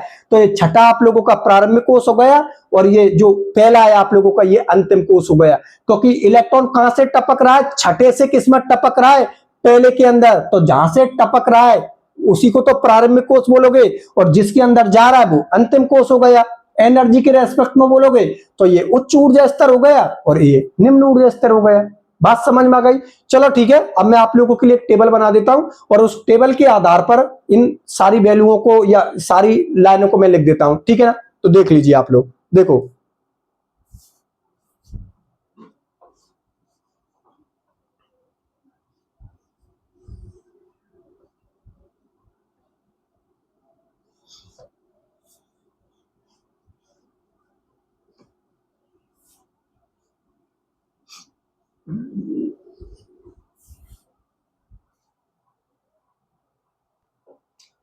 तो देखो बेटा बोर्ड की तरफ, यहां पर मैं आप लोगों के सामने एक टेबल बना रहा हूं और उस टेबल को आप लोग ध्यान से समझ कर चलना, ठीक है ना? एक बार टेबल बना देता हूं मैं आप लोगों के लिए, फिर एक बार उस टेबल को मैं आप लोगों के लिए एक्सप्लेन भी कर दूंगा। बोर्ड की तरफ आप लोग देते रहना, ठीक है ना? यहां पर मैंने लिख दिया क्रैश है, मतलब सीरियल नंबर, ठीक है ना? यहां पर क्रैश है, यहां पर स्पेक्ट्रम श्रेणी, स्पेक्ट्रम श्रेणी, ठीक है ना? यहां पर लिख दिया मैंने स्पेक्ट्रम श्रेणी, चलो ठीक है। यहां पर लिख दिया N2 और यहां पर लिख दिया मैंने आप लोगों के लिए N1, ठीक है ना? और यहां पर लिख दिया मैंने आप लोगों के लिए स्पेक्ट्रमी क्षेत्र, स्पेक्ट्रमी, थोड़ा इसको बड़ा कर देता हूं, इसको बड़ा कर देते हैं भाई, इसको कर देते हैं N बराबर 1, N1, ये लो, और इसको कर देते हैं स्पेक्ट्रमी, स्पेक्ट्रमी क्षेत्र, ठीक है? ध्यान से समझ के चलना, ये लो। अब ये टेबल मुझे आप लोगों के लिए एक्सप्लेन करनी है। देखो बेटा, यहां पर पहली श्रेणी है हम लोगों की लाइमन श्रेणी, कौन सी है? लाइमन श्रेणी, ठीक है ना? लाइमन श्रेणी के अंदर जो N2 था, N2 बराबर 2 3 4 5 डॉट डॉट डॉट अनंत से इलेक्ट्रॉन N1 बराबर 1 में, ठीक है ना? और ये जो श्रेणी प्राप्त होती है, ये श्रेणी प्राप्त होती है पराबैंगनी क्षेत्र में। कौन से क्षेत्र में प्राप्त होती है बेटा? पराबैंगनी क्षेत्र में, पराबैंगनी क्षेत्र के अंदर, पराबैंगनी क्षेत्र के अंदर। मैं आप लोगों के लिए बता देता हूं, देखो पहली श्रेणी कौन सी प्राप्त हुई हम लोगों की? लाइमन श्रेणी। लाइमन श्रेणी के अंदर आप लोगों ने देखा था कि N2 से इलेक्ट्रॉन, मतलब N2 का मान आप लोगों का 2 हो सकता है, मतलब दूसरे से इलेक्ट्रॉन किस में आ रहा था? पहले के अंदर। तीसरे से इलेक्ट्रॉन किस में आ रहा था? पहले के अंदर। चौथे से इलेक्ट्रॉन किस में आ रहा था? पहले के अंदर। पांचवें से इलेक्ट्रॉन किस में आ रहा था? पहले के अंदर। मतलब जो आप लोगों का ये N2 है ना, इसको हम लोगों ने मान लिया उच्च ऊर्जा स्तर, और ये जो N1 है इसको हम लोगों ने क्या मान लिया? निम्न ऊर्जा स्तर। एक बार मैं फिर से आप लोगों के लिए बता देता हूं, ये N2 है ना बेटा, ये आप लोगों का मैंने मान लिया उच्च ऊर्जा स्तर। अब उच्च के अंदर 2 3 4 5 6 7 सब हो गए आप लोगों के। और ये जो N1 है ना, N1, इसको मैंने मान लिया निम्न ऊर्जा स्तर, या इसको मैंने क्या मान लिया? अंतिम कोष। और ये कौन हो गए आप लोगों के? प्रारंभिक कोष। प्रारंभिक कोष इसलिए बोल रहा हूं क्योंकि दूसरे कोष से इलेक्ट्रॉन का उत्सर्जन किसमें हुआ है? पहले के अंदर। तीसरे कोष से इलेक्ट्रॉन का उत्सर्जन किसमें हुआ है? पहले के अंदर। चौथे कोष से इलेक्ट्रॉन का उत्सर्जन किसमें हुआ है? ऊर्जा का उत्सर्जन हुआ है, वो किसमें हुआ है? पहले के अंदर। पांचवें से किसमें हुआ है? पहले के अंदर, ठीक है ना? तो ये आप लोगों का प्रारंभिक कोष हो गया, क्योंकि इलेक्ट्रॉन यहां से अपनी ऊर्जा बाहर निकाल रहा है, किसके अंदर आ रहा है? पहले के अंदर। तो ये प्रारंभिक कोष हो गया, और ये आप लोगों का अंतिम कोष हो गया। या ऐसे बोल सकता हूं, ये आप लोगों का उच्च ऊर्जा स्तर हो गया, और ये आप लोगों का निम्न ऊर्जा स्तर हो गया। और ये जो लाइमन श्रेणी प्राप्त होती है, वो बेटा पराबैंगनी क्षेत्र के अंदर प्राप्त होती है, ठीक है ना? ये बात आप लोग याद रखना कि जो लाइमन श्रेणी की जो रेंज है, वो रेंज किसके अंदर आती है? पराबैंगनी क्षेत्र के अंदर आती है। तो ये हम लोगों को पराबैंगनी क्षेत्र के अंदर देखने को मिलती है। कौन सी? लाइमन श्रेणी। चलो ठीक है, अब हम बात करते हैं बामर श्रेणी की। बोर्ड की तरफ देखते रहना, ये हो गई बेटा आप लोगों की बामर श्रेणी। बामर श्रेणी, यहां पर N2 का मान आप लोगों का क्या हो जाएगा? 3 4 5 6 डॉट डॉट डॉट अनंत से इलेक्ट्रॉन किसमें जाएगा? N1 बराबर 2 में। N1 बराबर किसमें जाएगा? 2 में। और ये जो क्षेत्र प्राप्त होता है इसका होता है बेटा दृश्य क्षेत्र, ठीक है ना? ये जो आप लोगों की बामर श्रेणी प्राप्त होती है ना, वो दृश्य क्षेत्र के अंदर प्राप्त होती है। ये जो आप लोगों की बामर श्रेणी प्राप्त होती है उसका क्षेत्र आप लोगों का कौन है, दृश्य क्षेत्र। दृश्य क्षेत्र की रेंज के अंदर हम लोगों को बामर श्रेणी देखने को मिलती है। अब देखो, अभी हम लोगों ने डायग्राम में देखा था, डायग्राम में हम लोगों ने क्या देखा था, देखो N2 को तो मैंने अभी आप लोगों के लिए बता दिया, N2 को मैं क्या मान लिया, प्रारंभिक कोष। एक काम करता हूं, ऊपर लिख ही देता हूं, आप लोग कंफ्यूज होंगे, मैं लिख ही देता हूं। देखो बेटा, N1 बराबर जो मैंने माना है उसको मैंने माना है अंतिम कोष, अंतिम कोष या निम्न ऊर्जा स्तर, या निम्न ऊर्जा स्तर, निम्न ऊर्जा स्तर। और जो N2 है ना बेटा, इसको मैंने माना है आप लोगों का प्रारंभिक कोष, प्रारंभिक कोष या उच्च ऊर्जा स्तर, प्रारंभिक कोष या उच्च ऊर्जा स्तर, उच्च ऊर्जा स्तर। जो N1 है वो नीचे की तरफ है, नीचे की तरफ है तो वो कौन हो गया, अंतिम कोष या निम्न ऊर्जा स्तर। और जो N2 है जहां से इलेक्ट्रॉन आ रहा है नीचे की तरफ, तो कॉमन सी बात है वो प्रारंभिक कोष हो गया, या फिर उसको हम क्या बोलेंगे, उच्च ऊर्जा स्तर, क्योंकि वो ऊंचे की तरफ है। भाई जो आप लोगों की ऊपरी तरफ जो ऊर्जा स्तर है उनको उच्च ऊर्जा स्तर ही तो बोलोगे आप लोग। तो N2 आप लोगों का प्रारंभिक कोष हो गया, उच्च ऊर्जा स्तर हो गया। इस बामर श्रेणी के अंदर जो इलेक्ट्रॉन है आप लोगों का वो तीसरे से किस में आएगा, दूसरे में, चौथे से किस में आएगा, दूसरे में, पांचवें से किस में आएगा, दूसरे में, छठे से किस में आएगा, दूसरे में। अभी आप लोगों के लिए डायग्राम में ही एक्सप्लेन किया है, बस उन्हीं चीजों को समझा रहा हूं मैं आप लोगों के लिए।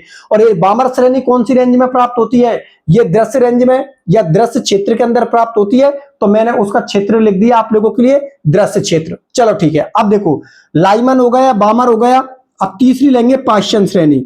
ठीक है बेटा, ये ले ली मैंने आप लोगों के लिए पाश्चन श्रेणी। तो आप लोग समझ गए होंगे N2 बराबर क्या हो गया, 4 5 6 7 से डॉट डॉट डॉट से इलेक्ट्रॉन किस में जाएगा, N1 बराबर 3 के अंदर।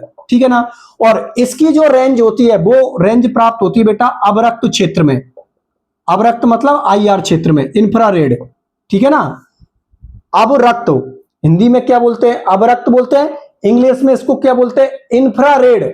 ठीक है ना, क्या बोलते हैं, इंफ्रारेड। और शॉर्टकट में इसको क्या बोलते हैं, IR बोलते हैं। बात आप लोग समझ में आ गई, एक बार फिर से बता देता हूं। तीसरी श्रेणी हम लोगों की कौन सी प्राप्त होती है, पाश्चन श्रेणी। ठीक है ना। इलेक्ट्रॉन चौथे से किस में आएगा, तीसरे में, पांचवें से किस में आएगा, तीसरे में, छठे से किस में आएगा, तीसरे में, सातवें से किस में आएगा, तीसरे में। तो ये कौन हो गई आप लोगों की प्रारंभिक कोष। ठीक है ना, ये कौन हो गया आप लोगों के प्रारंभिक कोष, और ये कौन हो गया आप लोगों का N1 बराबर 3 कौन हो गया आप लोगों का अंतिम कोष। ठीक है ना। और ये पाश्चन श्रेणी किस में प्राप्त होती है, IR क्षेत्र के अंदर प्राप्त होती है। चलो ठीक है, अब मैं चौथी को लिख देता हूं। ये चौथी हो गई बेटा आप लोगों की लाइमन बामर पाश्चन ब्रैकेट श्रेणी, ब्रैकेट श्रेणी, ब्रैकेट श्रेणी। और यहां पर N2 बराबर कितना, 5 6 7 8 डॉट डॉट डॉट अनंत से इलेक्ट्रॉन N1 बराबर चौथे कोष में। ठीक है ना, ये कौन सा होगा, चौथा कोष। और इसकी रेंज भी किस में प्राप्त होती है बेटा, अवरक्त क्षेत्र में, मतलब IR क्षेत्र में। ठीक है ना। स्पेक्ट्रमी क्षेत्र होता है वो आप लोगों की ब्रैकेट श्रेणी का कौन सा होता है, अवरक्त क्षेत्र होता है। ये चौथी श्रेणी आप लोगों को समझ में आ गई ना, चौथी श्रेणी का नाम कौन है, ब्रैकेट श्रेणी।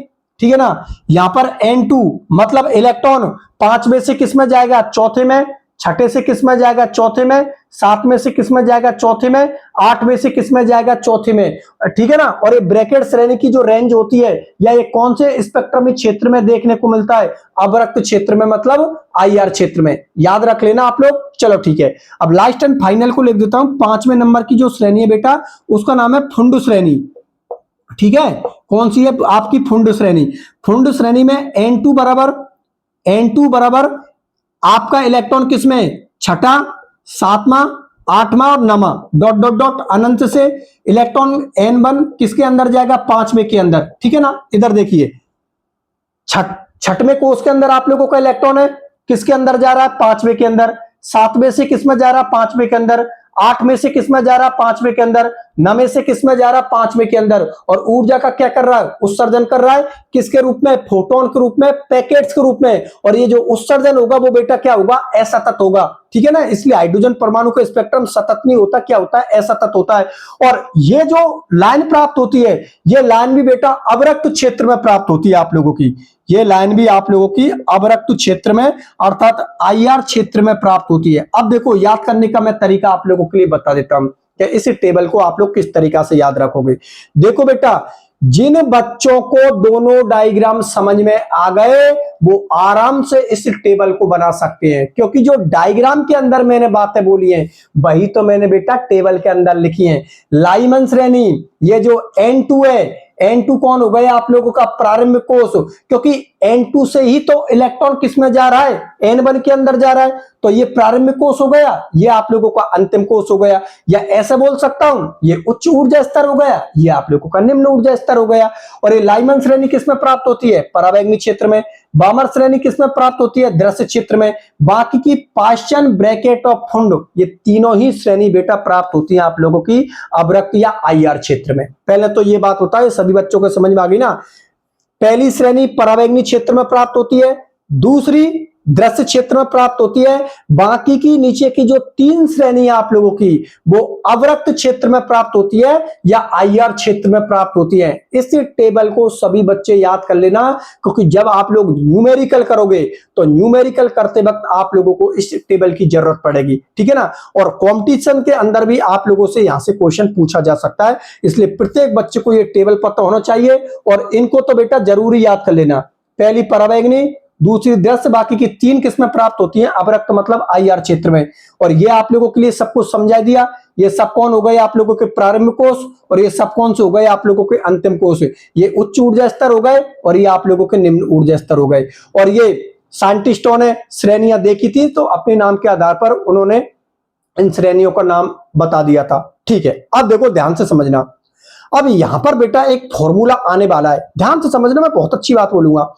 यहां पर क्या किया था, एक रिडबर्ग नाम का एक साइंटिस्ट था और रिडबर्ग नाम के साइंटिस्ट ने यह मान के चला कि माना कि जो रिडबर्ग नाम का साइंटिस्ट है वो एक फॉर्मूला देगा। वो फॉर्मूला कौन सा देगा और किस चीज को बेस मानते हुए देगा वो मैं आप लोगों के लिए बता देता हूं। रिडबर्ग नाम का साइंटिस्ट था, उसने एक बात बोली थी कि यदि मैं इन सब श्रेणियों को, ठीक है ना, ये जितनी भी आप लोगों की श्रेणी प्राप्त हुई है या जो आप लोगों की रेखाएं प्राप्त हुई है, यदि मैं इनको तरंग संख्या के रूप में मान लूं, तरंग संख्या आप लोगों को पता है न्यू बार से करते हैं, जो तरंग संख्या होती है ना बेटा, तरंग संख्या को हम किससे शो करते हैं, न्यू बार से शो करते हैं। तो रिडबर्ग नाम के साइंटिस्ट ने बोली थी कि ये जितनी भी लाइन प्राप्त हुई है यदि मैं इसको तरंग संख्या के रूप में मान लूं, ठीक है ना, तरंग संख्या के रूप में मान लूं तो इन सभी श्रेणियों को हम निम्न सूत्र की सहायता से ज्ञात कर सकते हैं। निम्न सूत्र का मतलब वो फॉर्मूला जो मैं अभी आप लोगों के सामने लिखूंगा, उस फॉर्मूले के आधार पर हम इन सभी श्रेणियों की तरंग संख्या को ज्ञात कर सकते हैं। कैसे ज्ञात कर सकते हैं वो मैं आप लोगों के लिए बोर्ड पर बता देता हूं। तो इसको तो मैं आप लोगों के लिए मिटा देता हूं और उस फॉर्मूले को मैं आप लोगों के सामने लिख देता हूं कि तरंग संख्या के आधार पर हम स्पेक्ट्रमी जो लाइन प्राप्त हुई है उनको हम किस तरीका से ज्ञात कर सकते हैं या उनकी तरंग संख्या को किस तरीका से निकाल सकते हैं। बोर्ड की तरफ देखते रहिए आप लोग।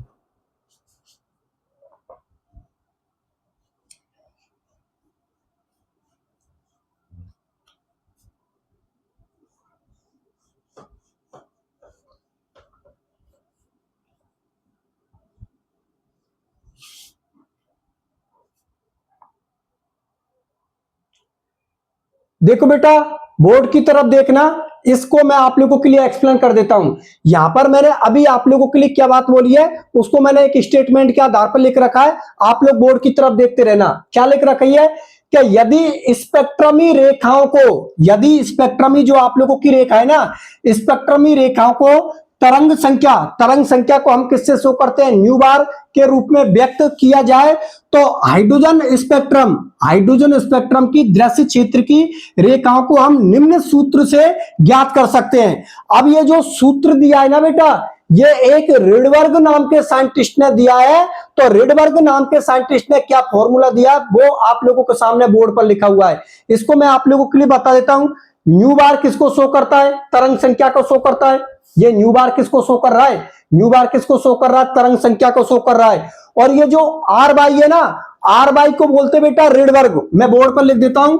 आर बाई का मतलब होता है रिडबर्ग, आर बाई बराबर हो गया आप लोगों का रिडबर्ग, आर वाई का मतलब क्या होगा, रेडबर्ग हो गया। एक कोई साइंटिस्ट था तो उसके आधार पर इसको बोलते हैं रेडबर्ग, इसको क्या बोलते हैं, रेडबर्ग स्थिरांक।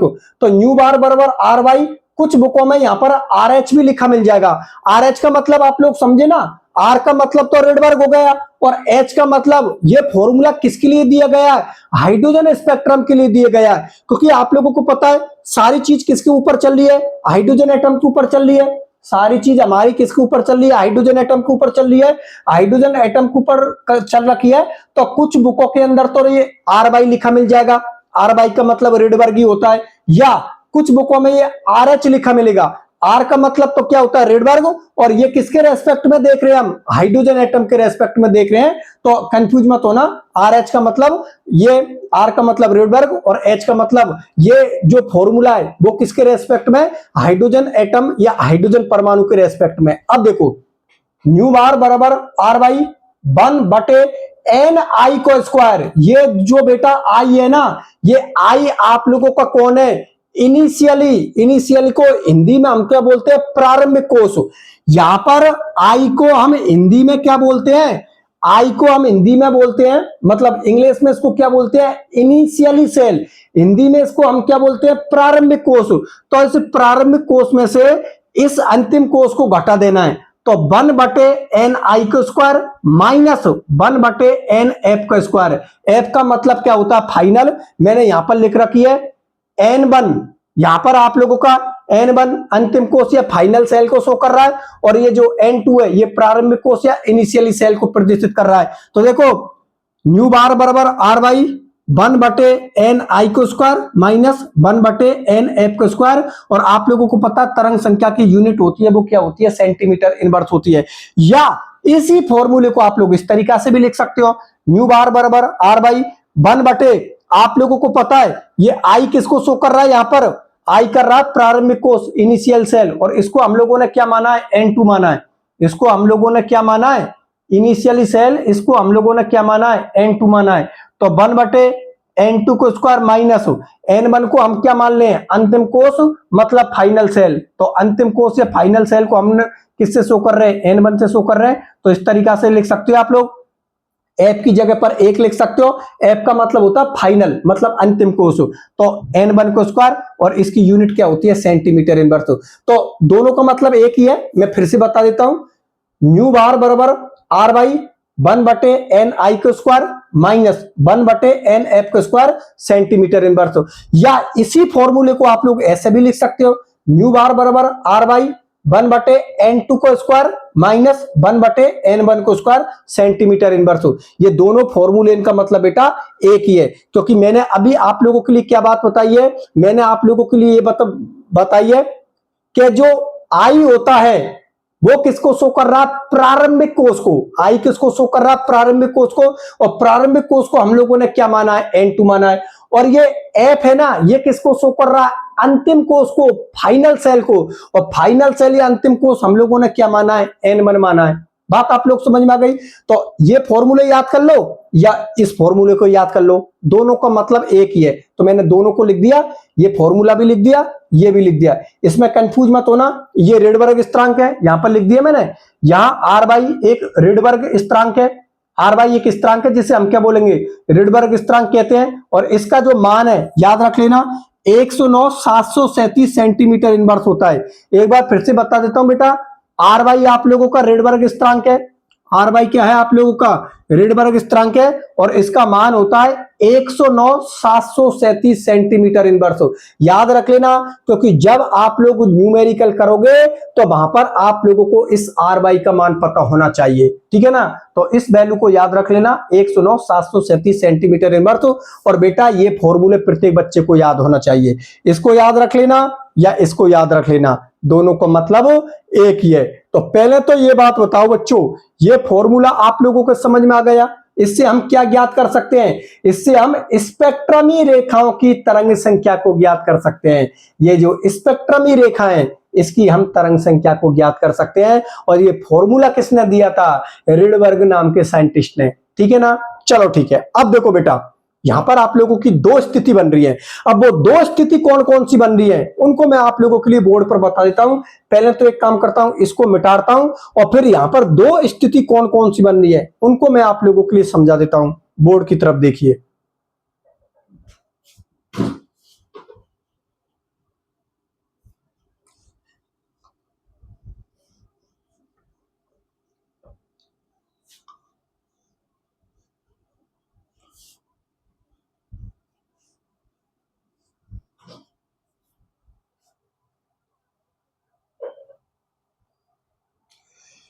देखो सभी बच्चे बोर्ड की तरफ देखना। यहां पर मैंने आप लोगों के सामने दो स्टेटमेंट लिखे हैं। इन दोनों स्टेटमेंटों को मैं आप लोगों के लिए समझा देता हूं। ध्यान से समझना, पूरे बच्चे मेरी तरफ और बोर्ड की तरफ नजर रखना। देखो बच्चों, यहां पर क्या हो रहा है, यहां पर दो स्थिति बन रही है। पहली स्थिति किसके लिए बन रही है, अवशोषण स्पेक्ट्रम में, और दूसरी स्थिति किसमें बन रही है, उत्सर्जन स्पेक्ट्रम में। तो हम पहली स्थिति को देखते हैं। पहली स्थिति में क्या बोल रहा है, पहली स्थिति में सामने वाला वो ये बोल रहा है कि अवशोषण स्पेक्ट्रम में ये कंडीशन दे रखी है। अवशोषण स्पेक्ट्रम में ये बोल रखा है कि एनएफ का मान ज्यादा होगा किससे, एनआई से। तो यदि एनएफ का मान एनआई से ज्यादा हुआ तो डेल्टा ई का मान धनात्मक होगा या ऋणात्मक होगा। तो देखो बेटा, अवशोषण स्पेक्ट्रम को मैं आप लोगों के लिए एक बार फिर से बता देता हूं।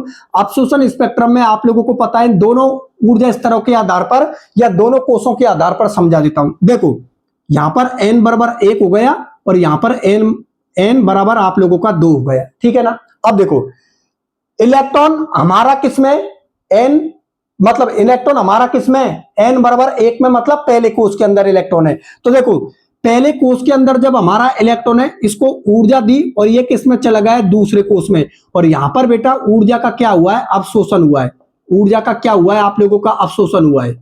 ऊर्जा का अवशोषण हुआ है, ऊर्जा का अवशोषण हुआ है। अरे बिल्कुल सही बात है ना। यहां पर आप लोगों का इलेक्ट्रॉन है, इलेक्ट्रॉन किसमें है, आप लोगों के पहले कोष में। उस इलेक्ट्रॉन को आपने फोटोन के रूप में ऊर्जा दी और उस इलेक्ट्रॉन को आप लोगों ने किसमें पहुंचा दिया, दूसरे कोष में पहुंचा दिया। तो जो आप लोगों का पहला कोष है, पहले कोष को हम लोग क्या बोल रहे हैं भाई, पहले कोष को हम लोग यहां पर क्या बोल रहे हैं, आप लोगों के प्रारंभिक कोष, ठीक है ना। इसको हम क्या बोलते हैं, प्रारंभिक कोष, क्योंकि यहीं से आप लोगों का इलेक्ट्रॉन गया है। प्रारंभिक कोष मतलब इनिशियल सेल, इसको हम किससे शो कर रहे हैं, एन से। और आप लोगों को पता है ये किस में गया है, n2 में गया है। अवशोषण की कंडीशन में मैं फिर बता रहा हूं आप लोगों के लिए, अभी बेटा ऊर्जा का अवशोषण हो रहा है, ऊर्जा का अवशोषण हो रहा है, ठीक है ना। उत्सर्जन नहीं हो रहा, अवशोषण हो रहा है, अवशोषण हो रहा है। इसलिए n बराबर 1 आप लोगों का कौन है, प्रारंभिक कोष, और n बराबर 2 कौन है, आप लोगों का अंतिम कोष। अभी आप लोगों के लिए समझा दूंगा मैं। ये हो गया बेटा आप लोगों का अंतिम कोष, और अंतिम कोष को हम किससे शो करते हैं, एनएफ से, ठीक है ना। आई का मतलब इनिशियली, हिंदी में इसको क्या बोलते हैं, प्रारंभिक। और यहां पर आप लोगों का एफ का मतलब क्या होता है, फाइनल, हिंदी में इसको हम क्या बोलते हैं, अंतिम। अब देखो ध्यान से समझना, कंडीशन ये है। एक बात बताइए यार, यहां पर एन का मान कितना है, 1, और यहां पर एन का मान कितना है, 2।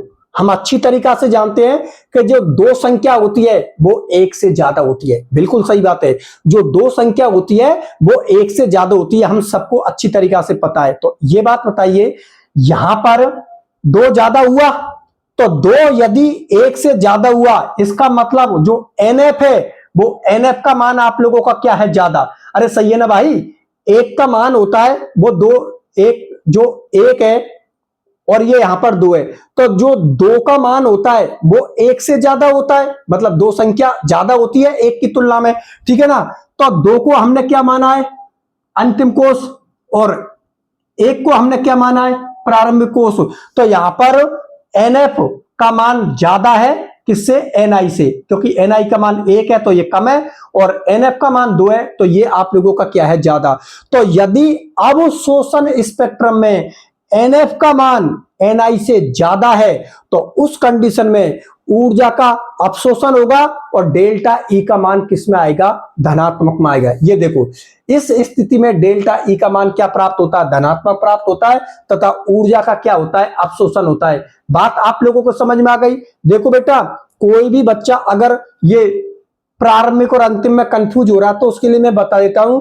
जहां से आपका इलेक्ट्रॉन जा रहा है, चाहे वो प्रोसेस अवशोषण का हुआ, चाहे वो प्रोसेस उत्सर्जन का हुआ, मैं एक बार फिर से बता देता हूं बेटा, इसमें आप लोग बार बार में कंफ्यूज हो रहे हो कोई सा बच्चा, तो उसके लिए बता देता हूं कि प्रारंभिक और अंतिम का आप किस तरीका से पता लगाओगे कि जहां पर आप लोगों का इलेक्ट्रॉन है, ठीक है ना, जहां से इलेक्ट्रॉन आप लोगों का जा रहा है या आ रहा है, तो जहां से इलेक्ट्रॉन जा रहा है या आ रहा है वो आप लोगों को कौन सा हो गया, प्रारंभिक कोष। भाई इलेक्ट्रॉन यहीं से तो गया, तो यही तो प्रारंभिक कोष है। और जिसके अंदर इलेक्ट्रॉन गया है, तो किसके अंदर इलेक्ट्रॉन गया है, इसके अंदर इलेक्ट्रॉन गया, तो ये अंतिम कोष हो गई। अरे भाई इलेक्ट्रॉन यहीं से तो गया है, तो ये प्रारंभिक कोष हो गया। किसमें गया है, इसमें गया है, तो ये कौन हो गया, आप लोगों का अंतिम कोष हो गया। बात समझ में आ गई ना। लेकिन यदि इसको उत्सर्जन स्पेक्ट्रम में देखें, ध्यान से समझो, अगर इसी चीज को उत्सर्जन स्पेक्ट्रम में देखें, तो उत्सर्जन स्पेक्ट्रम में आप लोगों को पता है n बराबर 2 से n बराबर इलेक्ट्रॉन किस में आ रहा है, 1 में। तो अब उत्सर्जन के केस में बेटा ये आप लोगों का प्रारंभिक कोष हो गया और ये आप लोगों का अंतिम कोष हो गया। क्योंकि मैंने क्या बात बोली है कि इलेक्ट्रॉन जहां से जा रहा है या जहां से इलेक्ट्रॉन आ रहा है वो आप लोगों का प्रारंभिक कोष है, और जिसके अंदर इलेक्ट्रॉन जा रहा है वो आप लोगों का अंतिम कोष है। यहां से इलेक्ट्रॉन गया, प्रारंभिक कोष, किस में गया, इसमें, अंतिम कोष, ठीक है। यहां पर इलेक्ट्रॉन है आप लोगों का, ठीक है ना। ये किसके रेस्पेक्ट में, ये पूरी कहानी, ये पूरी कहानी बेटा आप लोगों के ऊर्जा के अपशोषण के रेस्पेक्ट में। और यहां पर डेल्टा ई का मान क्या आ रहा है, आप लोगों का पॉजिटिव आ रहा है, क्योंकि यहां पर इलेक्ट्रॉन ऊर्जा का क्या कर रहा है, अपशोषण कर रहा है और उत्तेजित हो रहा है, और किस में जा रहा है, उच्च ऊर्जा स्तर में, ठीक है। उत्सर्जन के केस में देखिए, यहां पर आप लोगों का इलेक्ट्रॉन है, यहां पर आप लोगों का इलेक्ट्रॉन है, तो कॉमन सी बात है ये प्रारंभिक कोष हो गया। उत्सर्जन के केस में ये कौन सा हो गया आप लोगों का, प्रारंभिक कोष, क्योंकि इलेक्ट्रॉन अब आप लोगों का यहां पर है। ये कौन सा हो गया आप लोगों का, ये हो गया बेटा आप लोगों का प्रारंभिक कोष। और इस कंडीशन में इसको हम किससे शो करेंगे, Ni से शो करेंगे। और ये हो गया आप लोगों का अंतिम कोष, अंतिम कोष, और इसको हम किससे शो करेंगे, Nf से शो करेंगे, ठीक है ना। देखो, और यहां पर ऊर्जा का क्या हो रहा है, उत्सर्जन, ऊर्जा का हो रहा है उत्सर्जन, ऊर्जा का उत्सर्जन हो रहा है, मतलब डेल्टा ई का मान किस में आ रहा है, नेगेटिव में। अब देखो उत्सर्जन वाले स्टेप में आपका इलेक्ट्रॉन यहां पर है, तो जहां पर आपका इलेक्ट्रॉन है वो कौन सा हो गया आप लोगों का प्रारंभिक कोष, ठीक है ना। किस में आ रहा है, वो नीचे की तरफ आ रहा है, नीचे की तरफ आ रहा है, तो जिसमें वो आ रहा है वो कौन सा हो गया आप लोगों का अंतिम कोष। अंतिम कोष को Nf से शो कर रहे हैं, प्रारंभिक कोष को Ni से शो कर रहे हैं। तो एक बात बताइए बेटा, यहां पर n का मान कितना है, 2 है, तो इस कंडीशन में Ni का मान ज्यादा होगा किससे, Nf से। ये देखो उत्सर्जन स्पेक्ट्रम के अंदर आप लोग देखिए बेटा, उत्सर्जन स्पेक्ट्रम में Ni का मान ज्यादा है क्योंकि n का मान 2 है, और यहां पर Nf का मान कम है क्योंकि n का मान 1 है। तो ये देखो Ni is greater than Nf, Ni is greater than Nf, क्योंकि यहां पर n का मान कितना है, 2 है, और यहां पर n का मान कितना है, 1। यहां पर क्या है, n का मान कितना है, 2 है, और यहां पर n का मान आप लोगों का कितना है, 1। बात आप लोग समझ में आ गई ना। तो यदि Ni का मान Nf से ज्यादा है तो उस कंडीशन में डेल्टा ई का मान क्या प्राप्त होगा, ऋणात्मक प्राप्त होगा। और यदि डेल्टा ई का मान ऋणात्मक प्राप्त होगा तो आप लोग समझ जाना उस कंडीशन में ऊर्जा का क्या हो रहा है, उत्सर्जन। डेल्टा ई का मान धनात्मक आ रहा है तो ऊर्जा का अपशोषण हो रहा है, डेल्टा ई का मान यदि ऋणात्मक आ रहा है तो ऊर्जा का उत्सर्जन हो रहा है। बात आप लोगों को समझ में आ गई। ये दोनों कंडीशन मैंने आप लोगों के लिए समझा दी बेटा, आप लोग आराम से देख लेना, इस वाली कंडीशन को, इस वाली कंडीशन को, दोनों ही कंडीशन मैंने आप लोगों के लिए एक्सप्लेन कर दी। चलो ठीक है, अब सुनो मेरी बात ध्यान से। देखो यहां तक हमारे पूरा लेक्चर अच्छी तरीका से समझ में आ गया। अब देखो यहां पर कंडीशन ये बन रही है अब क्या, 2 फॉर्मूले हो रहे हैं आप लोगों के, ठीक है ना। उन 2 फॉर्मूले के आधार पर जो अभी पहला फॉर्मूला बता रहा हूं उसमें हम 2 कक्षाओं के मध्य में ऊर्जा अंतर को ज्ञात कर सकते हैं। तो 2 कक्षाओं के मध्य में ऊर्जा अंतर को ज्ञात करने के लिए यहां पर एक फॉर्मूला दिया गया है बोर के द्वारा, उस फॉर्मूले को आप लोग याद रख लेना, ठीक है ना। और उसके बाद ऊर्जा का अपशोषण और ऊर्जा का उत्सर्जन ज्ञात करने के लिए, मतलब एक आवर्ती को ज्ञात करने के लिए एक फॉर्मूला और दिया है, मैं फिर बता देता हूं। 2 कक्षाओं के मध्य ऊर्जा के डिफरेंस को या ऊर्जा के अंतर को ज्ञात करने के एक फॉर्मूला दिया है, वो मैं अभी लिखने वाला हूं। और एक आप लोगों के आवर्ती को ज्ञात करने का भी फॉर्मूला दिया है, तो आवर्ती ज्ञात करने का फॉर्मूला आप लोगों का कौन सा है उसको भी मैं अभी आप लोगों को सामने बोर्ड पर लिख दूंगा। उसके बाद ये लेक्चर आप लोगों का कंप्लीट हो जाएगा। मैं सभी बच्चों के लिए बता देता हूं कि कई वीडियो में आप लोग देखोगे हाइड्रोजन स्पेक्ट्रम को बहुत से लोगों ने बहुत कम शब्दों में, बहुत कम चीजों में एक्सप्लेन कर रखा है। मतलब ये उन्होंने पूरी बातें नहीं बताई है, लेकिन मैंने मेरे इस लेक्चर में हाइड्रोजन परमाणु के उत्सर्जन स्पेक्ट्रम से रिलेटेड जितनी भी उसकी पूरी केमिस्ट्री है, वो पूरी केमिस्ट्री को मैंने इस लेक्चर में एक्सप्लेन किया है। ठीक है ना। चाहता तो मैं भी इसका एक छोटा सा वीडियो बनाकर इस हाइड्रोजन परमाणु के उत्सर्जन स्पेक्ट्रम को समझा देता, लेकिन आप लोगों को पता बहुत सारी चीज मुझे छोड़नी पड़ती और मैं किसी चीज को छोड़ना नहीं चाहता। ठीक है ना। जो भी हाइड्रोजन परमाणु के उत्सर्जन स्पेक्ट्रम की जो भी केमिस्ट्री है, वो पूरी केमिस्ट्री मुझे आप लोगों के लिए समझानी थी, जिससे कि किसी भी बच्चे के कोई भी प्रकार का डाउट ना रहे। ठीक है ना। क्योंकि अगर मैं इसको पूरे को एक्सप्लेन किया है तो मैं लिख के दे दूं बेटा इस बात को, आप कभी भी न्यूमेरिकल को गलत नहीं करोगे और हाइड्रोजन परमाणु की जो उत्सर्जन स्पेक्ट्रम है उस पर आप लोग कभी अटकोगे ही नहीं, क्योंकि मैंने पूरा लेक्चर एक्सप्लेन किया है। कहीं पर भी मैंने कोई भी टॉपिक नहीं छोड़ा है इस हाइड्रोजन परमाणु के उत्सर्जन स्पेक्ट्रम में। ठीक है ना। इसलिए ये पूरा लेक्चर आप लोगों को बड़ा जरूर है, लेकिन आप लोग इसको देखना जरूर। ठीक है ना। चलो ठीक है, पहले उन दोनों फॉर्मूले इनको लिख देता हूं। ठीक है बच्चों, पॉजिटिव रहो बिल्कुल। देखो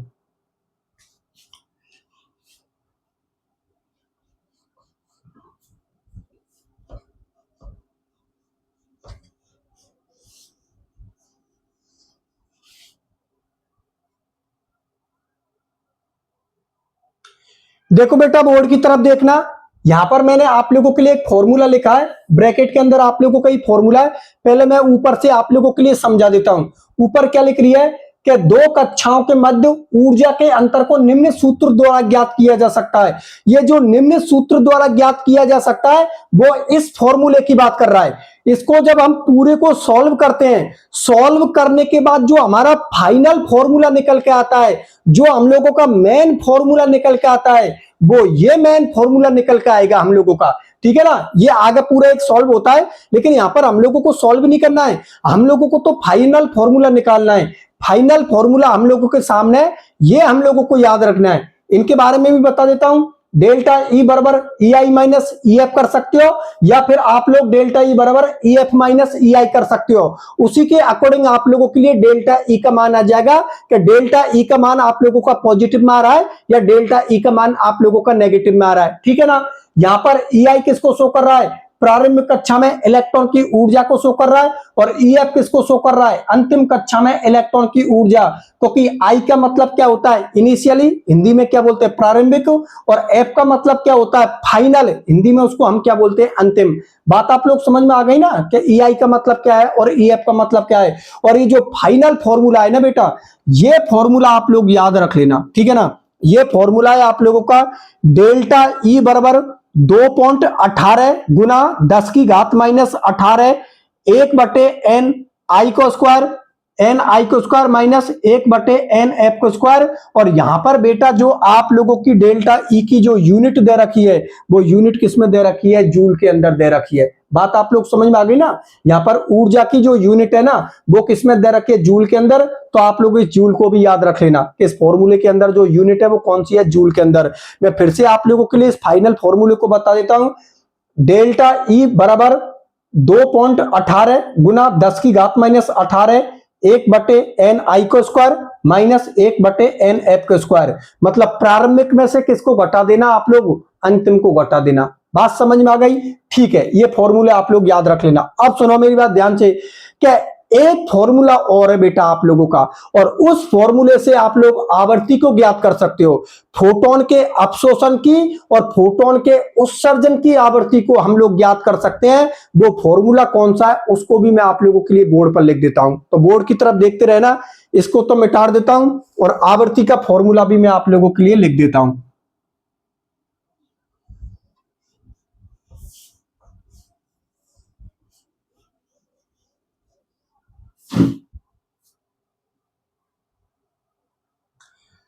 तो देखो बेटा, बोर्ड की तरफ यहां पर मैंने फोटोन के अपशोषण व फोटोन के उत्सर्जन से रिलेटेड जो उसकी आवृत्ति है, वो आवृत्ति को ज्ञात करने का जो फॉर्मूला है, वो फॉर्मूला मैंने आप लोगों को सामने लिख रखा है। तो पहले तो मैं इस लाइन को पढ़ता हूं और फिर आप लोगों के लिए फॉर्मूले को बताता हूं। क्या लिख रखा है कि निम्न सूत्र की सहायता से फोटोन के अवशोषण तथा फोटोन के उत्सर्जन से संबंधित आवृत्ति की गणना ज्ञात की जा सकती है। मतलब आवृत्ति को आप लोग ज्ञात कर सकते हो। फोटोन के अवशोषण और फोटोन के उत्सर्जन से संबंधित जो उसकी आवृत्ति है, उस आवृत्ति को हम ज्ञात कर सकते हैं इस फॉर्मूले के आधार पर। आवृत्ति को हम किससे शो करते हैं? न्यू से शो करते हैं। तो न्यू बराबर 3.29 गुना 10 की घात 15 1/n I को स्क्वायर माइनस 1/n f को स्क्वायर। और जो फोटोन और जो आवृत्ति होती है ना, आवृत्ति उसकी जो यूनिट होती है वो होती है hz। इन सारी चीजों का डिस्कशन मैं आप लोगों के लिए पहले कर चुका हूं। एक बार मैं फिर से सभी बच्चों के लिए बता देता हूं। देखो बेटा, जो फोटोन के अवशोषण और फोटोन के उत्सर्जन से रिलेटेड जो उसकी आवृत्ति है, अर्थात फोटोन के अवशोषण और फोटोन के उत्सर्जन की आवृत्ति को हम इस फॉर्मूले के आधार पर ज्ञात कर सकते हैं।